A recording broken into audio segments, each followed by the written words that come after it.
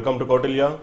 AP history, సామాజిక సాంస్కృతిక చరిత్ర, ఆంధ్రుల సామాజిక సాంస్కృతిక చరిత్ర, social and cultural history of Andhradesha. సామాజిక సాంస్కృతిక చరిత్ర అంటే రాజకీయ అంశాల మీద ప్రాధాన్యత తగ్గించాలి. ఫస్ట్ పాయింట్ అది. రాజకీయ అంశాలకి, రాజకీయ చరిత్రకి ప్రాధాన్యత తగ్గిస్తూ ఆయా యుగాల్లో డెవలప్ అయినటువంటి కల్చరల్ కాంట్రిబ్యూషన్ అంటాం. సాంస్కృతిక పరమైనటువంటి వికాసము, సాంస్కృతిక పరమైనటువంటి అభివృద్ధి. సాంస్కృతిక పరమైనటువంటి అభివృద్ధి అంటే ఏంటి? What is meant by culture? Cultural aspects. Culture అంటే ఒక జీవన విధానంగా చెప్పచ్చు మనం. ఒక జీవన విధానం. ఈ జీవన విధానంలో లాంగ్వేజ్, భాష, సాహిత్యము, లిటరేచర్, సారస్వతము లేదా సాహిత్యము, దానికి సంబంధించిన విలువలు, అదేవిధంగా భాషాభివృద్ధి, అదేవిధంగా పండుగలు, ఫెస్టివల్స్,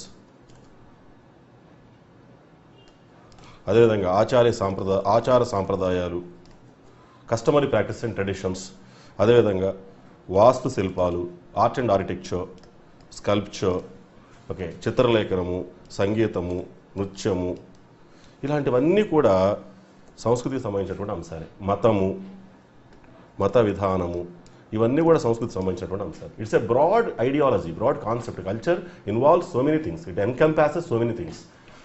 సో సంస్కృతి అనేటువంటిది చాలా విస్తృతమైనటువంటి అర్థంలో ఉపయోగించబడేటువంటి పదం అనమాట. ఇందులో అన్ని అంశాలు వస్తాయి. భాష, సారస్వతము, భాషాభివృద్ధి, సారస్వత విలువలు, వాస్తుశిల్పాలు, అదేవిధంగా మనం చెప్పుకున్న చిత్రలేఖనము, ఫైన్ ఆర్ట్స్, లలిత కళలు అంటాం. ఇవన్నీ కూడా సంస్కృతి పరమైనటువంటి అంశాల్లో అతి ముఖ్యమైనటువంటి అంశాలుగా చెప్పుకుంటాం. సో స్థూలంగా చెప్పాలంటే సాంస్కృతిక పరమైనటువంటి చరిత్ర అంటే ఒక జాతి జీవన విధానాన్ని మనం సాంస్కృతిక పరమైనటువంటి అంశాలతో నిర్వచించవచ్చు. రైట్. సామాజిక సాంస్కృతిక చరిత్ర ఏం డిమాండ్ చేస్తుంది? మీ సిలబస్ ప్రకారం ఏ అంశాల మీద ఫోకస్ చేయాలి? ఇప్పుడు దాకా చెప్పినటువంటి అంశాల మీద స్పష్టమైనటువంటి అవగాహన ఉండాలి, క్లారిటీ ఉండాలన్నమాట. ఉదాహరణ తీసుకున్నట్లయితే మీ సిలబస్లో ఆంధ్రదేశ చరిత్ర మీద భౌగోళిక అంశాల ప్రభావం ఏంటి? భౌగోళిక అంశాల ప్రభావం, the impact of geographical conditions and the landscape on the history of Andhradesha. జనరల్గా చరిత్ర మీద భౌగోళిక అంశాల ప్రభావం ఎలా ఉంటుందో చూసుకోవాలి. జనరల్గా ఏ దేశ చరిత్ర అయినా, ఏ ప్రాంత చరిత్ర అయినా సరే భౌగోళిక అంశాలను బట్టి మాత్రమే అది రూపుదాలుస్తుంది అనడానికి చారిత్రకంగా చాలా ఆధారాలు ఉన్నాయి. బెస్ట్ ఎగ్జాంపుల్ తీసుకుందాం, శివాజీని తీసుకుందాం. దేశ చరిత్రలో శివాజీని తీసుకుందాం. శివాజీ కావచ్చు, మరాఠా యోధులు కావచ్చు, శివాజీ స్థాపించిన స్వరాజ్యం కావచ్చు. ఏ రకంగా స్థాపించగలిగారు శివాజీ స్వరాజ్యాన్ని? శివాజీ, మరాఠా యోధులు కావచ్చు, వీళ్ళంతా కలిసి స్వరాజ్యాన్ని ఎలా స్థాపించగలిగారు? మహమ్మదీయ పాలన ఎలా ఎదిరించగలిగారు? అతి బలమైనటువంటి సామ్రాజ్యం మొఘల్ సామ్రాజ్యం. భారతదేశం మొత్తం విస్తరించినటువంటి సామ్రాజ్యం మొఘల్ సామ్రాజ్యం. ఆ రోజు ప్రపంచంలో ఉన్నటువంటి సామ్రాజ్యాల్లో అత్యంత ఐశ్వర్యవంతమైన సామ్రాజ్యం మొఘల్ సామ్రాజ్యం. చాలా గొప్ప సైన్యం ఉన్నటువంటి, సైనిక సంపత్తి ఉన్నటువంటి సామ్రాజ్యం మొఘల్ సామ్రాజ్యం. ఔరంగజేబ్ యోధుడు, గొప్ప యోధుడు. అలాంటి వ్యక్తిని సైతం గడగడలాడించినటువంటి శివాజీ ఎలా సాధించగలిగాడు? ఆ శక్తియుక్తులు ఎలా సాధించగలిగాయంటే భౌగోళిక నేపథ్యాన్ని తీసుకోవాలి మొట్టమొదటిసారిగా. వ్యక్తిగతంగా శివాజీ యొక్క గుణశీలాలు అవన్నీ పక్కన పెడితే మరాఠా జాతి మొత్తం కూడా యోధులుగా మారటానికి, మొఘల్ సామ్రాజ్యానికి ఒక బలమైన సవాలు విసరటానికి భౌగోళిక నేపథ్యమే కారణం అని చెప్తాను నేను. మరాఠా జాతీయ సమరశీల విధానం వెనకాల ఖచ్చితంగా భౌగోళిక అంశాల ప్రభావం ఉంది. ఎట్లా, ఏ విధంగా అంటే మరాఠా పీఠభూమి ప్రాంతం, మరాఠా ప్లాట్యూ అంటాం దాన్ని. ఇదంతా కూడా పీఠభూమి ప్రాంతం, ఎగుడు దిగుడుగా ఉన్నటువంటి కొండలు గుట్టలతో నిన్నటువంటి పర్వతమయ ప్రాంతం ఇది. అరణ్యాలతో ఉన్నటువంటి ప్రాంతం ఇది. చదునైన ప్రాంతం కాదు కాబట్టి వ్యవసాయ యోగ్యత లేదు, లేదా చాలా తక్కువ అని చెప్పాలి. It is not eligible for cultivation, not at all conducive for cultivation. మరి వ్యవసాయం చేత కాకపోతే ఏ విధంగా జీవన విధానం కొనసాగించాలి? How to eke out the livelihood, how to lead the lifestyle, ఏ విధంగా లైవ్లీహుడ్ ఎలా ఉంటుంది అంటే వేట మీద ఆధారపడి జీవనాన్ని కొనసాగించాలి. అంటే వేట మీద ఆధారపడినటువంటి జీవన విధానం అనేటువంటిది ఖచ్చితంగా దాన్ని పాటించాల్సిన అవసరం లేదు. ప్రత్యామ్నాయం లేదు కదా. స్థిరమైనటువంటి జీవన విధానానికి, అదేవిధంగా వ్యవసాయయోగ్యమైనటువంటి జీవన విధానానికి, వ్యవసాయ ఆధారితమైనటువంటి జీవన విధానానికి అవకాశం, సౌలభ్యం లేనందున మరి ఏంటి ఆల్టర్నేటివ్ ప్రత్యామ్నాయం అంటే వేటాడి జీవించాలి. వేటాడి జీవించినట్టు సంవత్సరంలో 365 రోజులు కూడా వేటాడుతూనే ఉండాలి. ఒకసారి వేటాడి వారం రోజులు కూర్చుంటే ఉపయోగం లేదు. ఎందుకని? ప్రిజర్వేషన్ కష్టం కాబట్టి. వేట అనేటువంటిది ప్రతిరోజు నిత్యం చేయాల్సినటువంటి విధానం అనమాట. అంటే వేటాటం అనేటువంటి జీవితంలో ఒక భాగం, అతి ముఖ్యమైనటువంటి భాగం. ఆహార సంపాదనకు అదే ప్రధానమైనటువంటి జీవనాధారం అనమాట. కాబట్టి వేటాడటం అనేటువంటి చేసినప్పుడు ఏమవుతుందంటే జంతువుల్ని దాగి ఉండి వేటాడితేనే మనం వాటిని పట్టుకోగలుగుతాం. లేదా వైల్డ్ యానిమల్స్ నుంచి మనం తప్పించుకోవాలన్నా సరే దాగి ఉండి పోరాడేటువంటి విధానాన్ని మనం నేర్చుకోవాలి. దీన్నే గెరిల్లా పోరాట పటిమ అంటాం. Guerrilla art of warfare, guerrilla పోరాట పటిమ. ఈ గెరిల్లా పోరాట పటిమ మరాఠా జాతికి ఏ విధంగా వచ్చిందంటే సహజ సిద్ధంగా వచ్చింది. ఎలా సహజ సిద్ధంగా వచ్చింది? ఎవరు నేర్పకుండా ఎలా వచ్చింది? ఏ ట్రైనింగ్ లేకుండా ఎలా వచ్చింది? ఏ శిక్షణాలయాలకు వెళ్ళలేదు కదా వీళ్ళు. నేచర్, ప్రకృతి నేర్పించింది, స్వాభావికమైనటువంటి సామర్థ్యం అన్నమాట ఇది, న్యాచురల్లీ అక్వైర్డ్ స్కిల్. వాళ్ళు జీవించినటువంటి నేల అది పీఠభూమి ప్రాంతం కాబట్టి, వ్యవసాయోగ్యత లేదు కాబట్టి, వేటాడి జీవనాన్ని కొనసాగించాలి కాబట్టి, వేరే ప్రత్యామ్నాయం లేదు కాబట్టి అటువంటి భౌగోళిక పరిస్థితులు ఏవైతే ఉన్నాయో, భౌగోళిక నేపథ్యం ఏదైతే ఉందో, ఆ నేపథ్యం నుంచి జనించినటువంటి సహజ సిద్ధమైన స్వాభావికమైనటువంటి సామర్థ్యాన్నే మనం గెరిల్లా పోరాట పటిమ అని పిలుస్తాం. It's a naturally acquired skill, the resultant of the topography where they lived. వాళ్ళు జీవించినటువంటి ఆ భౌగోళిక స్వరూపం ఏదైతే ఉందో, ఎగుడు దిగుడుగా ఉన్న కొండగుట్టలు ఏవైతే ఉన్నాయో, అదేవిధంగా అత్యల్ప వర్షపాతం, స్కాంటీ రెయిన్ఫాల్ అంటాం ఇంగ్లీష్లో, అత్యల్ప వర్షపాతం, ఇవన్నీ కూడా వ్యవసాయానికి అనుకూలమైనటువంటి పరిస్థితులు కాదు. ఆ శీతోష్ణ స్థితి వ్యవసాయానికి అనుకూలమైనటువంటిది కాదు. కాబట్టి ఖచ్చితంగా వేట మీద ఆధారపడి జీవనాన్ని కొనసాగించాలి. కాబట్టి దాని నుంచి జనించినటువంటి సహజ సిద్ధమైనటువంటి విద్యే గెరిల్లా పోరాటం అనమాట. కాబట్టి nature bestowed upon them A quality that is nothing but guerrilla art of warfare. ఒక జీవన విధానమే పోరాటమైనప్పుడు అంతకన్నా మించినటువంటి యోధులు, అంతకన్నా పరిపూర్ణ సాధించడం ఎవరికి సాధ్యం కాదు. ఏదో ఫార్మల్గా ఒక శిక్షణాలయానికి, ట్రైనింగ్ సెంటర్కి వెళ్ళి కోచింగ్ తీసుకొని నేర్చుకున్న విద్య వేరు, జీవన విధానం నుంచే వచ్చినటువంటి విద్య వేరు. అది చాలా స్వాభావికమైన విద్య, అది ఎక్సలెన్సీ ఉంటుంది దానిలో, అందులో చాలా స్టాండర్డ్స్ ఉంటాయి, చాలా గొప్ప ప్రమాణాలు అందుకునే అవకాశం ఉంటుంది అనమాట. కాబట్టి జీవన విధానమే గెరిల్లా పోరాటంగా మారినప్పుడు ఆ పోరాటంలో ఆరితేరినటువంటి యోధులను ఎదుర్కోవటం అంత సామాన్యమైనటువంటి విషయం కాదు. ముఖ్యంగా గెరిల్లా ఆర్ట్ ఆఫ్ వార్ఫేర్ చాలా డేంజరస్. అది కన్వెన్షనల్ ఎనిమి, సాంప్రదాయంగా ఎదురొచ్చేటువంటి ఎనిమిని ఒక నిర్దిష్టమైన భూభాగంలో తన్నుకునేటువంటి పరిస్థితుల్లో ఎదుర్కోవడం అనేటువంటిది పెద్ద విషయమేం కాదు. ప్రపంచ చరిత్రలో యుద్ధాలు అనేటువంటి సహజసిద్ధంగానే జరిగాయి. అనేక జాతుల మధ్య, అనేక వర్గాల మధ్య, అనేక దేశాల మధ్య, అనేక వంశాల మధ్య మనం ప్రపంచ చరిత్రలో కోకోలాలు చూసాం యుద్ధాలు. కొన్ని నిర్ణయాత్మక యుద్ధాలు ఉన్నాయి, కొన్ని నిశ్చయాత్మకం కాని యుద్ధాలు ఉన్నాయి, డిసైసివ్ బ్యాటిల్స్, ఇండెసిసివ్ బ్యాటిల్స్. కానీ ఏ బ్యాటిల్ అయినా సరే కన్వెన్షనల్గా అంటే సాంప్రదాయబద్ధంగా జరిగేటప్పుడు ఏమవుతుందంటే కొంత ప్రమాదం తక్కువగా ఉంటుంది, దాని సంసిద్ధత అనేటువంటిది ఎక్కువగా ఉంటుంది. యుద్ధం ఎలా చేయాలి, ఎలాంటి వ్యూహాన్ని పాటించాలి, శత్రువుని ఎలా ఎదుర్కోవాలి, దానికి ఒక ప్రణాళిక, ఒక పద్ధతి అనేది ఉంటుంది. గెరిల్లా పోరాటం చేసేటువంటి వాడికి శత్రువు గెరిల్లా పోరాట రూపంలో వస్తే ఎక్కడి నుంచి వస్తాడు, ఏ విధంగా వస్తాడు, ఎటువంటి ప్రమాదాన్ని సృష్టిస్తాడు అనేది తెలియదు, క్లారిటీ ఉండదు. అలాంటప్పుడు కంగారు పడే అవకాశం ఉంది, యుద్ధ అప్రమత్తతను కోల్పోయే అవకాశం ఉంది. కాబట్టి ఎంత బలమైన యోధులైనా సరే అవతల పక్షం వాళ్ళు గెరిల్లా పోరాటంతో దిగితే కొంత జాగ్రత్తగా ఉండాల్సిన అవసరం ఉంది. కాబట్టి గెరిల్లా పోరాటమే వాళ్ళ ఆయుధం. ఎవరిది? మరాఠాల ఆయుధం. కాబట్టి ఆ మరాఠాల జాతీయ భావన గెరిల్లా పోరాటంతోనే సాధ్యమైంది. ఆ గెరిల్లా పోరాటం ఎక్కడి నుంచి వచ్చిందంటే వాళ్ళ భౌగోళిక నేపథ్యం నుంచి జనించిన ఒక వరం అని చెప్పాలి. It's a bone given by nature. So కాబట్టి చరిత్ర మీద భౌగోళిక అంశాల ప్రభావం చాలా ఖచ్చితంగా ఉంటుంది. నీళ్ళు సిద్ధాంతం తీసుకుందాం, బ్లూ వాటర్ పాలసీ అంటారు. ఏ దేశం అయితే సముద్రం మీద ఆధిపత్యాన్ని చెలాయిస్తుందో ఆ దేశం ప్రపంచం మీద ఆధిపత్యాన్ని చెలాయిస్తుంది. ఫ్రాన్సిస్ డి ఆల్ముడా, పోర్చుగీస్ గవర్నర్, ఆయన ప్రతిపాదించిన సిద్ధాంతాన్ని నీటి సిద్ధాంతం అంటాం, బ్లూ వాటర్ పాలసీ అంటాం. ఏ దేశం అయితే నౌకాధిపత్యాన్ని ఏర్పాటు చేసుకుంటుందో అది ప్రపంచాధిపత్యాన్ని ఏర్పాటు చేస్తుంది. అది ప్రూవ్ అయింది మనకి. మొదట స్పెయిన్కు ఉండేది ఆధిపత్యం, స్పానిష్ ఆర్మిడా యుద్ధంలో స్పెయిన్కు ఉన్న ఆధిపత్యాన్ని కొల్లగొట్టి దెబ్బతీసి ఇంగ్లాండ్ తిరుగులేనటువంటి శక్తిగా, సామ్రాజ్యవాద శక్తిగా ప్రపంచంలో ఎదిగినటువంటి పరిస్థితి మనం కళ్ళారా చూసాం ఆధునిక యుగంలో. సో కాబట్టి చరిత్ర మీద భౌగోళిక అంశాల ప్రభావం విస్పష్టంగా ఉంటుంది, అందులో డౌటే లేదు.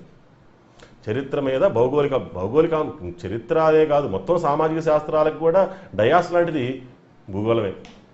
మొత్తం సామాజిక అంశాలు, it's a dais for the entire social sciences. Right, సరే ఇక మన టాపిక్ వద్దాం. ఆంధ్రదేశ చరిత్ర మీద భౌగోళిక అంశాలు ఎలాంటి ప్రభావం చూపించాయి? ఆంధ్రదేశ చరిత్ర మీద భౌగోళిక అంశాల యొక్క ప్రభావం ఏంటి? Geographical features and their impact on history of Andhradesh. అలా తీసుకున్నట్లయితే ఫస్ట్ చూద్దాం. ఆంధ్రదేశం ఉత్తరాపదాన్ని దక్షిణాపదంతో కలుపుతూ ఉంది. ఉత్తరాపదం, దక్షిణాపదం. ఇక్కడ దక్షిణాపదం అనేటువంటి పదాన్ని తీసుకుందాం. ఇక్కడ దక్షిణాపదం అంటే కొంతమంది అభిప్రాయం, కొన్ని పుస్తకాల అభిప్రాయం ఏంటంటే మొత్తం సౌత్ ఇండియన్ దక్షిణాపదం అంటారు. అంటే వింధ్య పర్వతాల నుంచి దక్షిణ సముద్రం దాకా ఆవరించిన ప్రదేశాన్ని దక్షిణాపదం అంటారు. అదే సౌత్ ఇండియా. వింధ్య పర్వతాల నుంచి దక్షిణ సముద్రం దాకా ఆవరించినటువంటి ప్రదేశాన్ని మొత్తాన్ని కూడా సౌత్ ఇండియా అంటారు అనేది కొంతమంది, అతి తక్కువ మంది అభిప్రాయం. చాలామంది పండితుల అభిప్రాయం ఏంటంటే దక్షిణాపదం నుంచి ఒక ప్రాంతాన్ని వేరు చేసి చూడాలి, అది ద్రావిడ దేశం. ఒక ప్రాంతాన్ని వేరు చేసి చూడాలి, ద్రావిడ దేశం. ద్రావిడ దేశం అంటే ఏంటి? తమిళ దేశం.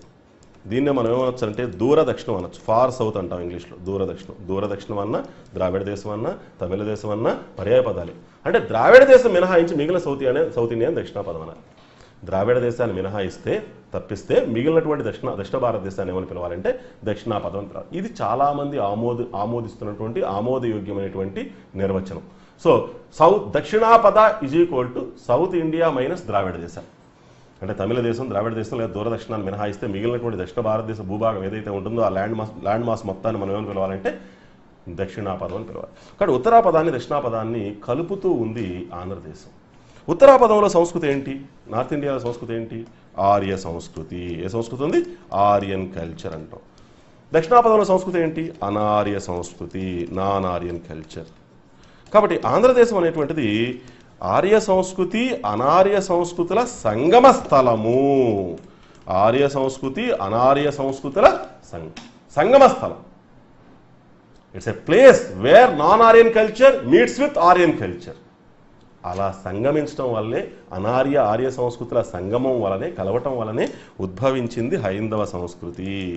అదే హైందవ క్లిష్టమైనటువంటి, సంక్లిష్టమైనటువంటి అనేక ఆచారాలు, అనేక నమ్మకాలు, అనేక విశ్వాసాల సమాహారమైనటువంటి హైందవ సంస్కృతి ఈ రెండు సంస్కృతుల కలయిక వల్ల ఆవిర్భవించి అభివృద్ధి చెందిందిగా భావించవచ్చు. So the contact between Aryan culture and South Indian culture produced and developed a complex lifestyle, namely Hindu way of life. హైందవ సంస్కృతి, హైందవీయ సంస్కృతి లేదా హైందవ సంస్కృతి. కాబట్టి ఆంధ్రదేశానికి అంత ప్రాముఖ్యత ఉంది. ఉత్తరాపదాన్ని దక్షిణాపదాన్ని కలిపే చోటు ఉండటం వల్ల ఉత్తరాపద సంస్కృతి అయిన ఆర్య సంస్కృతి, దక్షిణాపదమైన సంస్కృతి అయినటువంటి అనార్య సంస్కృతి సంగమించే స్థానంలో ఉండటం వలన దీని నుంచి హైందవ సంస్కృతి ఆవిర్భవించడంలో కూడా ప్రధాన భూమిక పోషించింది ఆంధ్రదేశ సంస్కృతి అని చెప్పచ్చు. అదేవిధంగా తీర మైదానం చూసినట్లయితే సస్యశ్యామలమైనటువంటి ప్రదేశాలతో, సారవంతమైనటువంటి భూములతో వ్యవసాయ రంగంలో విప్లవాత్మకమైనటువంటి అభివృద్ధిని సాధించి మిగులు ఉత్పత్తిని సాధించగలిగింది మొదటి నుంచి కూడా. అందుకే ఈ మిగులు ఉత్పత్తి మీద, ఈ సంపద మీద ఆధిపత్యం కోసం అనేక రాజవంశాలు తలపడ్డాయి. దాంతో తీర మైదాన చరిత్ర మొత్తం, కోస్టల్ చరిత్ర మొత్తం కూడా ప్రాచీన మధ్యయుగాలలో రణరంగంగా మారిపోయినటువంటి సందర్భం మనం చూడొచ్చు. వివిధ రాజవంశాలు దేనికోసం అనుకుంటాయి అంటే వనరుల మీద ఆధిపత్యం కోసం అనుకుంటాయి. జనరల్గా మతపరంగాను కులపరంగాను పోరాటాలు చాలా తక్కువగా ఉంటాయి. మతపరమైన యుద్ధాలు లేవో ప్రపంచంలో అంటే ఉండొచ్చు. కానీ దక్షిణ భారతదేశ చరిత్రకు సంబంధించి ఈవెన్ విజయనగర బహమనీ సంఘర్షణ కూడా ప్రధాన కారణం మతపరమైన కారణం కాదు. చాలామంది అపోహపడతా ఉంటారు. విజయనగర రాజులు హిందూ ధర్మాన్ని ఉద్ధరించడానికి పుట్టారు, బహమనీ సుల్తాన్లు వాళ్ళది వ్యతిరేక ధర్మం కాబట్టి ఈ రెండు ధర్మాల మధ్య వైరుధ్యం ఉండటం వల్ల బహమనీలు అదేవిధంగా విజయనగర సామ్రాజ్యం ఇద్దరు కూడా తలపడ్డారు. ఇది సుదీర్ఘ సంఘర్షణగా కొనసాగింది. ఇది కేవలం అపోహ మాత్రమే అండి. అంటే మతపరమైన కారణాలు ఒక కారణమై ఉండొచ్చు, లేదా ఆల్రెడీ ఉన్న శత్రుత్వాన్ని మరింత పెంచి పోషించవచ్చు. కానీ అసలు కారణం ఏంటంటే కృష్ణా తుంగభద్ర అంతర్వేది మీద ఆధిపత్యం కోసమే ఈ రాజవంశాలు తన్నుకున్నట్టుగా మనం గమనించాలి. ఇట్స్ ఏ హిస్టారికల్ లీగసీ, ఒక చారిత్రక వారసత్వం అది. హోయసాల చాళుక్య, హోయసాల యాదవ ఎందుకు తన్నుకున్నారు? వాళ్ళు ఇద్దరు హిందువులు కదా, వేరే వేరే మతస్థుల, వేరు సంస్కృతులు ఏం కాదు, ఇద్దరు కూడా హిందూ మతమే, హైందవ ధర్మానికి చెందిన వాళ్ళే. వాళ్ళ మధ్య తగాదా కారణం ఏంటి? యాదవ హోయసాల సంఘర్షణ కారణం ఏంటి? దేవగిరి యాదవులు, హోయసాల అంటే ద్వార సముద్రం తనుకోవడానికి కారణం కృష్ణా తుంగభద్ర అంతర్వేది మీద ఆధిపత్యం కోసం, సారవంతమైన భూమి మీద ఆధిపత్యం కోసం. చోళులు చాళుక్యులు ఎందుకు అనుకున్నారు? Conflict between Cholas and Chalukyas, Krishna Tungabhadra Raichur Antarvedi మీద కోసం, ఆధిపత్యం కోసం. అదేవిధంగా పల్లవ చాళుక్య సంఘర్షణ కారణం ఏంటి? చోళ చాళుక్య సంఘర్షణ కారణం ఏంటి? యాదవ హోయసాల సంఘర్షణ కారణం ఏంటి? దీనంతటి కారణం కృష్ణా తుంగభద్ర అంతర్వేది మీద ఆధిపత్యం కోసం సాగినటువంటి పోరాటాలు ఇవన్నీ. విజయనగర బహమనీ సంఘర్షణ కూడా ఆ దృక్పథంలో చూడాలి మనం. అదే ప్రధాన కారణం. ఇక మతపరమైన వైరుధ్యం అనేటువంటిది ఉన్న సంఘర్షణని మరింత పెంచి పోషించిందని మాత్రమే భావించాలి. Already animosity existed because of the competition between two rivals for the control over the Raichur group. This animosity was further sharpened by the diversity of religions. అంతే. సో కాబట్టి మైదాన ప్రాంతాలు సారవంతమైన భూములతో కలకల్లాడటం వలన, మిగులు ఉత్పత్తి సాధించడం వల్ల, సంపద కేంద్రీకరించబడి ఉండటం వల్ల, ఆ సంపద కోసం అనేక రాజవంశాలు తలపట్టడం వల్ల ఈ తీరాంధ్ర చరిత్ర అనేటువంటిది రణరంగంగా మారింది. కాబట్టి ఈ సారవంతమైన భూములు ఉండటం, ప్రసిద్ధ వాణిజ్య పట్టణాలు ఉండటం, తీర ప్రాంతంలో రేవు పట్టణాలు ఉండటం, విదేశీ వాణిజ్యం గణనీయంగా జరగటం, ఈ సంపద మీద ఆధిపత్యం కోసం పోరాటాలు జరగటం, అంటే చరిత్ర గతిని మలుపు తిప్పినటువంటి ప్రధాన అంశాలలో భౌగోళిక పరిస్థితులు కూడా ప్రధాన కారణం. ఇక్కడే సారవంతమైన భూములు లేకపోతే, ఇక్కడే తీర పట్టణాలు లేకపోతే, ఇక్కడే వాణిజ్య పట్టణాలు లేకపోతే, వాణిజ్య కేంద్రాలు లేకపోతే, రేవు కేంద్రాలు లేకపోతే వీళ్ళంతా తలపడేవాళ్ళు కాదు. కాబట్టి చరిత్రని ప్రతి దశలో ప్రభావితం చేసేటువంటి అంశం ఏంటంటే భౌగోళిక అంశాలు, టోపోగ్రఫీ అంటాం మనం, టోపోగ్రఫీ. అదేవిధంగా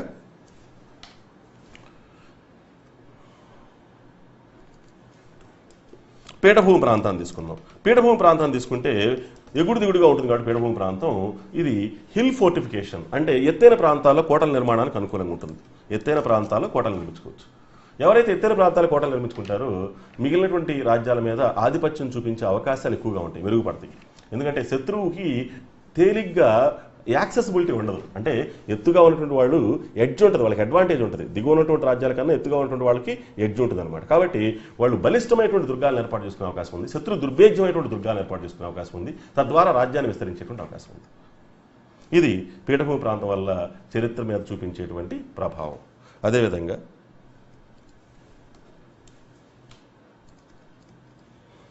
నదులు తీసుకుందాం. నదీ తీర ప్రాంతాల్లో ప్రసిద్ధ క్షేత్రాలు, పవిత్ర క్షేత్రాలు, ప్రసిద్ధ క్షేత్రాలు, హిందూ క్షేత్రాలు, అద్భుతమైనటువంటి క్షేత్రాలు వెల్లివిరిశాయి ఆంధ్రప్రదేశ్ చరిత్రలో. కాబట్టి అవి కూడా సాంస్కృతిక కేంద్రాలుగా నదీ తీర ప్రాంతాలు వర్ధిల్లాయి. వాటితో పాటుగా నదుల వల్ల కొన్ని సహజ సిద్ధమైనటువంటి మండలాలుగా ఆంధ్రదేశం విడిపోవడం జరిగింది. రాజకీయ అనైక్యత కూడా ఏర్పడింది. ఉదాహరణకు వేంగినాడు, కృష్ణా గోదావరి నదుల మధ్య ప్రాంతాన్ని ఏమని పిలుస్తారంటే వేంగినాడు అంటారు. రేనాడు, కడపన రేనాడు అని పిలుస్తారు. కమ్మనాడు, బాపట్ల, ఒంగోలు, నరసరావుపేటని కమ్మనాడు అంటారు. అదేవిధంగా పాకనాడు, నెల్లూరు ప్రాంతాన్ని పాకనాడు అంటారు. వెలనాడు, రేపల్ల, తెనాలి, గుంటూరు, ఈ 3 ప్రాంతాలు వెలనాడు అంటారు. అంటే ఇట్లా సహజ సిద్ధమైనటువంటి మండలాలుగా మారటానికి నదులు, వాటి సరిహద్దులు కూడా చాలా ప్రధాన కారణం. అంటే రాజకీయ అనైక్యతకు కూడా నదులు అనేటువంటివి దోహదం చేస్తాయి. అనైక్యతకి, ఐక్యతకు కాదు, అనైక్యతకి. అదేవిధంగా పర్వతాలు తీసుకుందాం. గిరిదుర్గాల యొక్క నిర్మాణానికి పర్వతాలు చాలా అనుకూలమైన ప్రాంతం. గిరిదుర్గాలు ఏంటి? పర్వతాల మీద, ఎత్తైన ప్రాంతం మీద దుర్గాలు ఏర్పాటు చేసుకోవడం. గిరిదుర్గాల నిర్మాణం, పటిష్టమైన దుర్గాల నిర్మాణం, ఈ నిర్మాణానికి పర్వతమైన ప్రాంతాలు చాలా అనుకూలమైనటువంటి ప్రదేశాలు. అంతేకాకుండా నదులతో పాటుగా పర్వతాలు కూడా ప్రసిద్ధిగాంచినటువంటి పుణ్యక్షేత్రాలుగా వర్ధిల్లటం హిందూ సంస్కృతిలో, భారతీయ సంస్కృతిలో అవినాభావ సంబంధంతో కూడినటువంటి అంశం. కాబట్టి సాంస్కృతిక స్థావరాలుగా పర్వతాలు ఎదిగాయి. శ్రీపర్వతం తీసుకుందాం. శ్రీపర్వతం లేదా నాగార్జున కొండ అంటాం. అది ప్రసిద్ధ బౌద్ధ క్షేత్రం. సింహాచలము, తిరుపతి, ఇవన్నీ కూడా, శ్రీశైలము, ఇవన్నీ ప్రసిద్ధ క్షేత్రాలుగా, హిందూ క్షేత్రాలుగా, బౌద్ధ క్షేత్రాలుగా, జైన క్షేత్రాలుగా, ఈ పర్వతమయ ప్రాంతాలు సాంస్కృతిక స్థావరాలుగా, పట్టుకొమ్మలుగా నిలిచినటువంటి సందర్భం మనం చరిత్రలో చూడవచ్చు. కాబట్టి చరిత్ర మీద భౌగోళిక అంశాల యొక్క ప్రభావం అనేటువంటిది విస్పష్టంగా ఉంటుంది, అందులో డౌటే లేదు. చరిత్ర గతిని మార్చడంలో ఈ భౌగోళిక అంశాల యొక్క ప్రభావం చాలా ముఖ్యమైనది.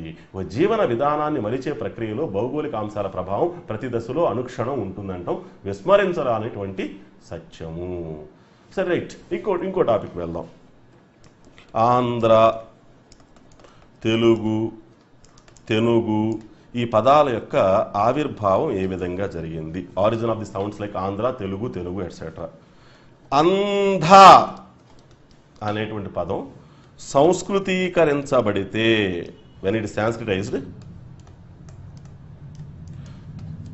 ఆంధ్రగా మారిందని భాషా శాస్త్రవేత్తల అభిప్రాయం. అంధక అనే పదాన్ని సంస్కృతీకరిస్తే, సాంస్క్రిటైజ్ అయితే అది ఆంధ్రగా మారిందనేటువంటిది భాషా శాస్త్రవేత్తల యొక్క అభిప్రాయము.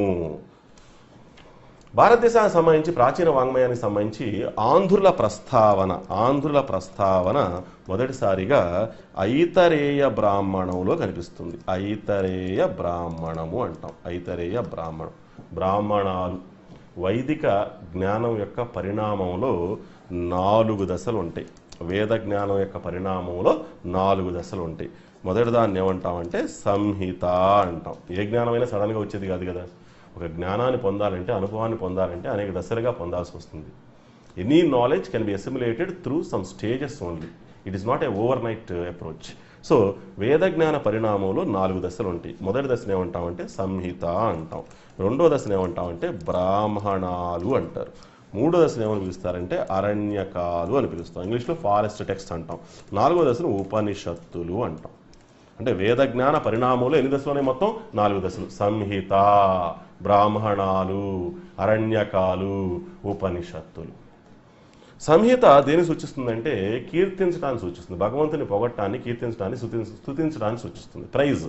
బ్రాహ్మణాలు దేన్ని సూచిస్తాయి అంటే కర్మ మార్గాన్ని సూచిస్తాయి. కర్మ మార్గం అంటే యజ్ఞాలు యాగాలు చేయడాన్ని కర్మ మార్గాన్ని సూచిస్తాయి. అరణ్యకాలు యోగ మార్గాన్ని సూచిస్తాయి. ఉపనిషత్తులు జ్ఞాన మార్గాన్ని సూచిస్తాయి. అంటే మోక్ష సాధనకు అనేక మార్గాలు, భిన్న మార్గాలు ఉన్నాయి. వైదిక సంస్కృతిలో భిన్న మార్గాలు ఉన్నాయి. సంహిత అంటే కేవలం భగవంతుని స్తుతించే శ్లోకాల సముదాయం. బ్రాహ్మణాలు అంటే యజ్ఞ యాగాది క్రతువుల నిర్వహణ ద్వారా మోక్షం సాధించడం, దాన్నే కర్మ. కర్మ అంటే యాక్షన్ అంటాం. అరణ్యకాలు అంటే యోగ మార్గాన్ని అనుసరించి మోక్షాన్ని సాధించడం, దానివల్ల వచ్చిందే జ్ఞాన మార్గం, అదే ఉపనిషత్తులు. జ్ఞాన మార్గం ద్వారా మోక్ష సాధన మార్గం ఉపనిషత్తులు సూచించడం జరిగింది. దీనిలో ఈ 4 దశల్లో రెండో దశను ఏమంటారంటే బ్రాహ్మణాలు అంటారు. ఋగ్వేదానికి సంబంధించిన బ్రాహ్మణాన్ని ఏమని పిలుస్తారంటే ఐతరేయ బ్రాహ్మణము అంటారు. ఆంధ్రుల ప్రస్తావన తొలిసారిగా భారతీయ వాంగ్మయమైనటువంటి ఐతరేయ బ్రాహ్మణంలో కనిపిస్తుంది. ఏ విధంగా కనిపిస్తుంది? ఆంధ్రులు ఉత్తరాపథానికి చెందిన వాళ్ళు, ఆర్యజాతికి చెందిన వాళ్ళు అని మనకి తెలుస్తుందాము. మరి అక్కడే ఉండాలి కదా, ఇక్కడికి ఎలా వచ్చేసారు వాళ్ళు? ఐతరేయ బ్రాహ్మణాన్ని అనుసరించి విశ్వామిత్రుడు తన సంతతిలో కొంతమంది ఆర్య ఆచారాలను పాటించట్లేదని చెప్పి వారి పట్ల కోపంతో ఆర్య నివాసాలకు వెలుపల ఉండమని వారిని శపించడం జరిగింది. అలా విశ్వామిత్రుని చేత శపించబడినటువంటి ఆయన సంతతిలోని కొంతమంది వింధ్య పర్వతాలను దాటి వాటిని అధిగమించి దక్షిణ దేశంలో ప్రవేశించి అనార్య జాతులైనటువంటి శబర, మూతిబ, పుండ్ర, పులింద ఇటువంటి జాతులతో కలిసి సహజీవనం చేయటం ప్రారంభించారు.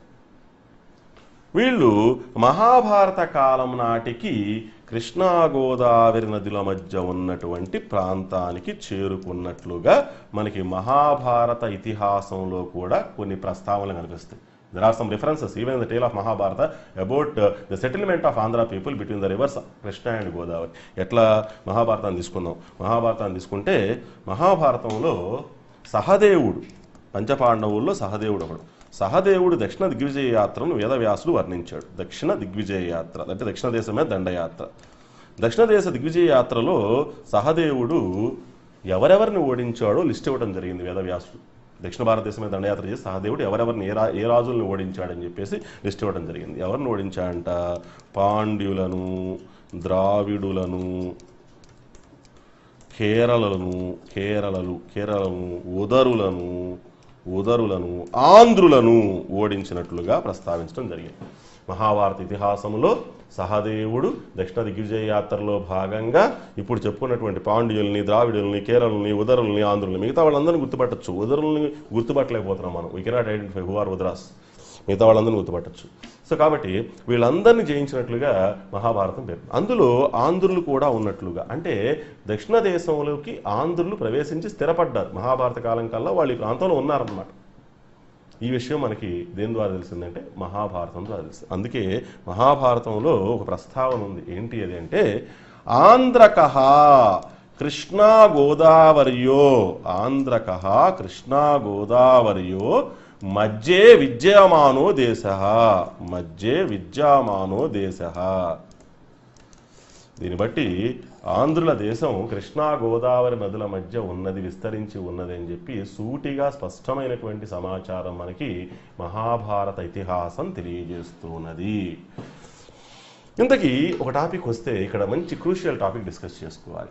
ఆంధ్ర అనే శబ్దం మొదటిసారిగా దేన్ని సూచిస్తూ ఉపయోగించబడింది అంటే అది మొదటిసారిగా భాషాపరంగా ప్రస్తావించబడిందా, లేదా జాతిపరంగా ప్రస్తావించబడిందా, దేశపరంగా ప్రస్తావించబడిందా? చాలామంది అభిప్రాయం ప్రకారము ఆంధ్ర అను శబ్దం మొదటిసారిగా జాతిపరంగా ఉపయోగించబడింది. ఆంధ్రవాచకము జాతిపరంగా ఉపయోగించబడింది. తర్వాత దేశపరంగా ఉపయోగించబడింది. ఆంధ్రదేశము మొదట ఆంధ్రజాతి, తర్వాత ఆంధ్రదేశం. ఆ తర్వాత చాలా కాలం తర్వాత భాషాపరమైనటువంటి వాడుకలోకి వచ్చింది. కాబట్టి ఫస్ట్ రేషియల్ వర్డ్, తర్వాత a word referring to country, and finally it is used in the language sense. అంటే మొదట జాతిపరంగా, తర్వాత దేశపరంగా, తర్వాత భాషాపరంగా ఉపయోగించబడింది. ఇంకా బౌద్ధ సాహిత్యం కూడా చూద్దాం.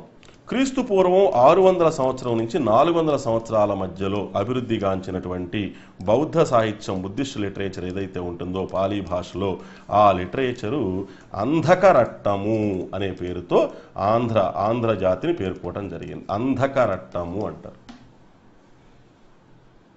అదేవిధంగా పురాణాలు చూద్దాం. మనం పురాణాలు చూసినట్లయితే మత్స్య పురాణము, వాయు పురాణము, బ్రహ్మాండ పురాణము, భాగవత పురాణము, భవిష్య పురాణము, ఈ పురాణాలన్నీ కూడా శాతవాహన రాజులను ఆంధ్ర సజాతీయులు అంటే ఆంధ్ర సజాతీయులు ఆంధ్ర బృచ్చులుగా పేర్కొంటున్నాయి. ఆంధ్ర సజాతీయులు ఆంధ్ర బృచ్చులుగా పేర్కొంటున్నాయి. శాతవాహనులు ఆంధ్ర సజాతీయులు ఆంధ్ర బృచ్చులుగా పేర్కొంటున్న పురాణాలు మత్స్య, వాయు, బ్రహ్మాండ, భాగవత, భవిష్య పురాణాలుగా మనకి ఆధారాలు లభిస్తూ ఉన్నాయి. వాయు పురాణం తీసుకుంటే స్పెసిఫిక్గా ఒక ఇంట్రెస్టింగ్ సమాచారం ఉంది. వాయు పురాణంలో చాలా ఆసక్తికరమైన సమాచారం ఉంది. ఆంధ్ర జాతి అంట మొదట్లో అక్షునదీ తీరాన ఉండేదంట. అక్షునదీ తీరాన తుషార జాతితో కలిసి నివసించేదని చెప్పి వాయు పురాణం తెలియజేస్తుంది. అక్షునది అంటే ఈ రోజున మనం ఉత్తర ఆఫ్ఘనిస్తాన్లోని ఆక్సస్ నదితో పోల్చొచ్చు. అక్షునది వాయుపురాణంలో అక్షునది నేటి ఆక్సస్ నది, ఉత్తర ఆఫ్ఘనిస్తాన్. అదేవిధంగా భరతుడి యొక్క నాట్యశాస్త్రము, నాట్యశాస్త్ర రిటర్న్ బై భరత. అదేవిధంగా వాత్సాయన కామసూత్ర ఇటువంటి గ్రంథాలన్నీ కూడా ఆంధ్రుల్ని ప్రస్తావించడం జరిగింది. వాత్సాయన కామసూత్ర ఆంధ్రుల్ని ఒక విశిష్టమైన జాతిగా పేర్కొంది. వాత్సాయన కామసూత్ర ఆంధ్రుల్ని ఒక విశిష్టమైనటువంటి జాతిగా. వాత్సాయన కామసూత్ర ఆంధ్ర శాతవాహన రాజులలో కుంతల శాతకర్ణిని పేర్కొంది. కుంతల స్వాతి అనొచ్చు ఆయన్ని, లేదా కుంతల శాతకర్ణి అనొచ్చు. కుంతల స్వాతి లేదా కుంతల శాత. గొప్ప భోగలాలసుడు, విలాస పురుషుడు, తన భార్య మరణానికి కారకుడయ్యాడు అని చెప్పి కుంతల శాతకర్ణిని నిందించింది వాత్సాయన కామసూత్ర. కరిత్త అనే ప్రత్యేక కామ సంబంధ ప్రక్రియ ద్వారా తన భార్య అయినటువంటి మలయవతి మరణానికి కారకుడైనట్లుగా వాత్సాయన కామసూత్ర కుంతల స్వాతిని నిందించడం జరిగింది. సో ఇట్లా ఆంధ్రులకు సంబంధించిన సమాచారం ప్రాచీన గ్రంథాల్లో అనేక గ్రంథాల్లో ప్రస్తావించడం జరిగింది. ఇంకా మనం లోతుకు వెళ్ళినట్లయితే ఇంకా ఆంధ్రుల ప్రస్తావన ఈ విధంగా. మెగస్తనీస్. ఎవరి మెగస్తనీస్? సెల్యూకస్ నికేటర్ ఆస్థానం నుంచి మౌర్య చంద్రగుప్తుని ఆస్థానానికి వచ్చిన ఒక గ్రీకు రాయబారి. Is a Greek ambassador, came from Seleucus Nicator court to the court of Chandragupta Maurya, founder of Mauryan empire. Maurya సామ్రాజ్య స్థాపకుడైనటువంటి చంద్రగుప్త మౌర్యుని ఆస్థానానికి వచ్చాడు గ్రీకు రాయబారిగా. ఎవరండి ఆయన? మెగస్తనీస్. ఆయన రాసిన గ్రంథాన్ని మనం ఇండికా అని పిలుస్తాం. ఈ ఇండికా గ్రంథంలో ఆంధ్రుల్ని పేర్కొన్నాడు మెగస్తనీస్. అంటే మౌర్య కాలంలో ఉన్నటువంటి మెగస్తనీస్ ఇండికా గ్రంథంలో ఆంధ్రులు పేర్కొన్నాడు. ఏమని పేర్కొన్నాడు ఆంధ్రుల్ని ఇండికా గ్రంథంలో? ఆంధ్రులు చాలా బలవంతులు అని చెప్పి పేర్కొన్నాడు. స్ట్రాంగ్ పీపుల్ అని పేర్కొన్నాడు. వాళ్ళకి 30 బలిష్టమైన దుర్గాలు ఉండేవంట. బలిష్టమైనటువంటి శత్రు దుర్భేద్యమైనటువంటి దుర్గాలు అంటే కోటలు ఉండేవంట. 1,00,000 కాల్బలం ఉండేదంట వాళ్ళ దగ్గర. 1,00,000 కాల్బలం. 2,000 అశ్విక దళం ఉందంట. 2,000 అశ్విక దళం. 1000 ఏనుగులు ఉన్నాయంట. ఈ అకౌంట్ మొత్తం మనకి సబ్మిట్ చేసింది ఎవరంటే ఇండికా గ్రంథం ద్వారా. ఎవరండి ఆయన? మెగస్తనీస్. కాబట్టి ఆంధ్రులు చాలా బలమైనటువంటి జాతిగా 30 దుర్భేద్యమైనటువంటి దుర్గాలను కోటలు నిర్మించుకున్నట్లుగా 1,00,000 కాల్బలము, 2,000 అశ్విక దళము, 1000 యుద్ధ ఏనుగులు ఉన్నట్లుగా పేర్కొన్నాడు ఇండికా గ్రీక్ రాయబారి మెగస్తనీస్ తన ఇండికా గ్రంథంలో. కాబట్టి ప్రాచీన సాహిత్యం, విదేశీ సాహిత్యంలో కూడా ఆంధ్రుల ప్రస్తావన చాలా స్పష్టంగా ఉంది. ఆంధ్రులు ప్రస్తావించిన తొలి విదేశీ వాంగ్మయం ఏంటంటే ఇండికా అని చెప్పాలి. భారతీయ వాంగ్మయం వచ్చేసరికి ఐతరేయ బ్రాహ్మణం. ఆంధ్రుని ప్రస్తావిస్తూ ఉన్నటువంటి తొలి విదేశీ వాంగ్మయం, విదేశీ రచనే కదా అది, ఇండికా అని చెప్పాలి. రైట్. అదేవిధంగా చూసినట్లయితే వరాహమిహిరుడు గొప్ప ఖగోళ శాస్త్రవేత్త, గుప్తుల కాలానికి చెందినటువంటి వాడు. బృహత్ సంహిత, బృహత్ జాతక, పంచసిద్ధాంతిక ఇలాంటి గొప్ప గ్రంథాలు రాశాడు. ఆయన కూడా ఆంధ్రులు పేర్కొన్నాడు. ఆయన కూడా ఆంధ్రదేశాన్ని ఆంధ్రులు పేర్కొన్నాడు. అదేవిధంగా చైనా యాత్రికుడైనటువంటి హుయాన్సాంగ్, ఈయన సుయుకి గ్రంథాన్ని రచించాడు. ఈ సుయుకి గ్రంథంలో ఆంధ్రదేశాన్ని అంథోలో అని పేర్కొన్నాడు. దాని రాజధాని వేంగి నగరాన్ని పింకీలో అన్నాడు. పింగ్ కీలో ఒక నిమిషం, వేంగి నగరాన్ని పింగ్ కీలో అని పేర్కొన్నాడు. అదేవిధంగా కృష్ణా తీరాన ఉన్నటువంటి ధాన్య కటకం లేదా అమరావతిని తెనకచెక అని పేర్కొన్నాడు తన చైనీస్ గ్రంథమైనటువంటి సివికీలో. తెనకచెక అని పేర్కొనడం జరిగింది, తెనకచెక. ఇక శాసనాలు, ప్రాచీన శాసనాలు చూసినట్లయితే మౌర్యుల కాలం నాటి, అంటే అశోకుడి కాలం నాటి శాసనాలు చూసినట్లయితే ఆయన శాసనాల్లో కూడా ఆంధ్రుల గురించి ప్రస్తావించడం జరిగింది. ముఖ్యంగా 13వ ప్రధాన శిలాశాసనము, 13th మేజర్ రాక్ ఎడిక్ట్, 13వ ప్రధాన శిలాశాసనం. ఇది చాలా ముఖ్యమైనటువంటి శాసనం. అశోకుడి శాసనాలు చాలా ముఖ్యమైనటువంటి శాసనం ఇది. ప్రధాన శిలాశాసనాల సంఖ్య మొత్తం 14 అండి. అందులో 13వ ప్రధాన శిలాశాసనం కళింగ యుద్ధాన్ని ప్రస్తావించింది ఆ శాసనం. అందులో ఆంధ్రులను పేర్కొనడం జరిగింది. అశోకుడు 3వ బౌద్ధ సంగీతిని ఏర్పాటు చేశాడు. పాటలీపుత్రంలో క్రీస్తుపూర్వం 250లో 3వ బౌద్ధ సంగీతిని ఏర్పాటు. బౌద్ధ సంగీతం అంటే సమావేశం. దానిలో పాల్గొన్నటువంటి ఆంధ్రులు మిగతా ప్రాంతాల నుంచి వచ్చినటువంటి బౌద్ధ సన్యాసుల్ని డామినేట్ చేశారంట. అంటే బౌద్ధ తత్వంలో ఆరితేరిపోయారంట ఆంధ్రులు అని మనకి అనేక సారస్వత ఆధారాలు, బౌద్ధ సాహిత్యానికి సంబంధించిన అనేక సారస్వత ఆధారాలు తెలియజేస్తూ ఉన్నాయి. కాబట్టి ఇట్లా ఆంధ్రులకు సంబంధించినటువంటి ప్రస్తావన చాలా అంశాలు కనిపిస్తుంది. అదేవిధంగా తొలి పల్లవుల యొక్క ప్రాకృత శాసనాల్లో కూడా ఆంధ్రదేశాన్ని పేర్కొనడం జరిగింది. తొలి పల్లవుల యొక్క ప్రాకృత శాసనాల్లో కూడా ఆంధ్రదేశాన్ని పేర్కొనడం జరిగింది. అదేవిధంగా వేంగి చాళుక్యుల కాలం నుంచి, తూర్పు చాళుక్యులు లేదా వేంగి చాళుక్యులు అంటాం, వేంగి చాళుక్యుల కాలం నుంచి ఆంధ్రదేశానికి వేంగి దేశం అనేటువంటి నామాంతరం వచ్చింది. వేంగి దేశము అంటారు. ఆంధ్రదేశాన్ని వేంగి దేశం అని పిలవడం జరిగింది వేంగి చాళుక్యుల కాలం నుంచి. ఆంధ్రదేశానికి ఇచ్చినటువంటి మరో పేరు వేంగి దేశము అని పిలవటం జరిగింది. అదేవిధంగా ఆంధ్ర అను శబ్దము భాషావాచకంగా, భాషాపరంగా వాడటం అనేటువంటిది మొట్టమొదటిసారిగా నన్నయ్య భట్టారకుడు, రాజరాజ నరేంద్రుని ఆస్థాన కుల గురువైనటువంటి నన్నయ్య భట్టారకుడు, ఆంధ్ర మహాభారత రచయిత నన్నయ్య భట్టారకుడు, ఆయన రచించినటువంటి నందంపూడి శాసనములో మొదటిసారిగా కనిపిస్తుంది. నందంపూడి శాసనం క్రీస్తు శకం 1053కి చెందినటువంటి శాసనం. అంటే 11వ శతాబ్దం నుంచే ఆంధ్ర అనే శబ్దాన్ని భాషావాచకంగా ఉపయోగించడం ప్రారంభమైందని చెప్పి మనకి రుజువులు సహేతుకంగా దొరుకుతూ ఉన్నాయి. కాబట్టి ఆంధ్ర అనే శబ్దం మొదటిసారిగా జాతిపరంగా ఉపయోగించబడింది, తర్వాత దేశపరంగా ఉపయోగించబడింది, తర్వాత భాషావాచకంగా ఉపయోగించబడింది. ఇది అదే మరి తెలుగు అనేటువంటి పదం ఏ విధంగా వచ్చింది? ఆంధ్రదేశానికి త్రిలింగ దేశం అనేటువంటి పేరు ఉండేది. త్రిలింగ దేశము అంటారు. విద్యానాథుడు తన ప్రతాపరుద్ర యశోభూషణములో, కాకతీయుల కాలానికి చెందినటువంటి విద్యానాథుడు తన ప్రతాపరుద్ర యశోభూషణంలో త్రిలింగ దేశంగా వర్ణించడం జరిగింది. త్రిలింగాలు అంటే 3 లింగాల మధ్య, 3 శైవక్షేత్రాల మధ్య ఆవరించబడిన దేశము.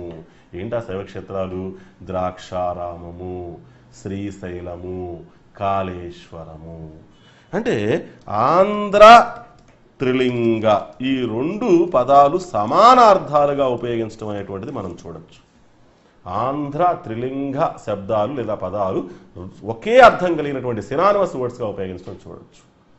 హేమాద్రి వ్రతకండలో, హేమాద్రి అనే కవి తాను రచించినటువంటి వ్రతకండలో కాకతీయ రాజులను త్రిలింగాధిపతిగా చెప్పడం జరిగింది. త్రిలింగాధిపతి అంటే ఆంధ్రదేశాధిపతి, త్రిలింగాధిపతి. రుద్రమదేవిని ఆంధ్ర సామ్రాజ్ఞిగా వర్ణించడం జరిగింది. అంటే ఆంధ్ర త్రిలింగ ఈ 2 సమానార్థం కలిగిన పదాలని చెప్పి మనకు అనేక ఆధారాలు సూచిస్తూ ఉన్నాయి. కొందరు పండితుల అభిప్రాయంలో ఈ త్రిలింగ అనేటువంటి పదమే తెలుగుగా మారిందని అభిప్రాయం. అదేవిధంగా ముస్లిం చరిత్రకారులైనటువంటి అమీర్ ఖుస్రో అల్లావుద్దీన్ ఖల్జీ ఆస్థానంలో ఉన్నాడు. అదేవిధంగా అబుల్ ఫజల్ అక్బర్ ఆస్థానంలో ఉన్నాడు.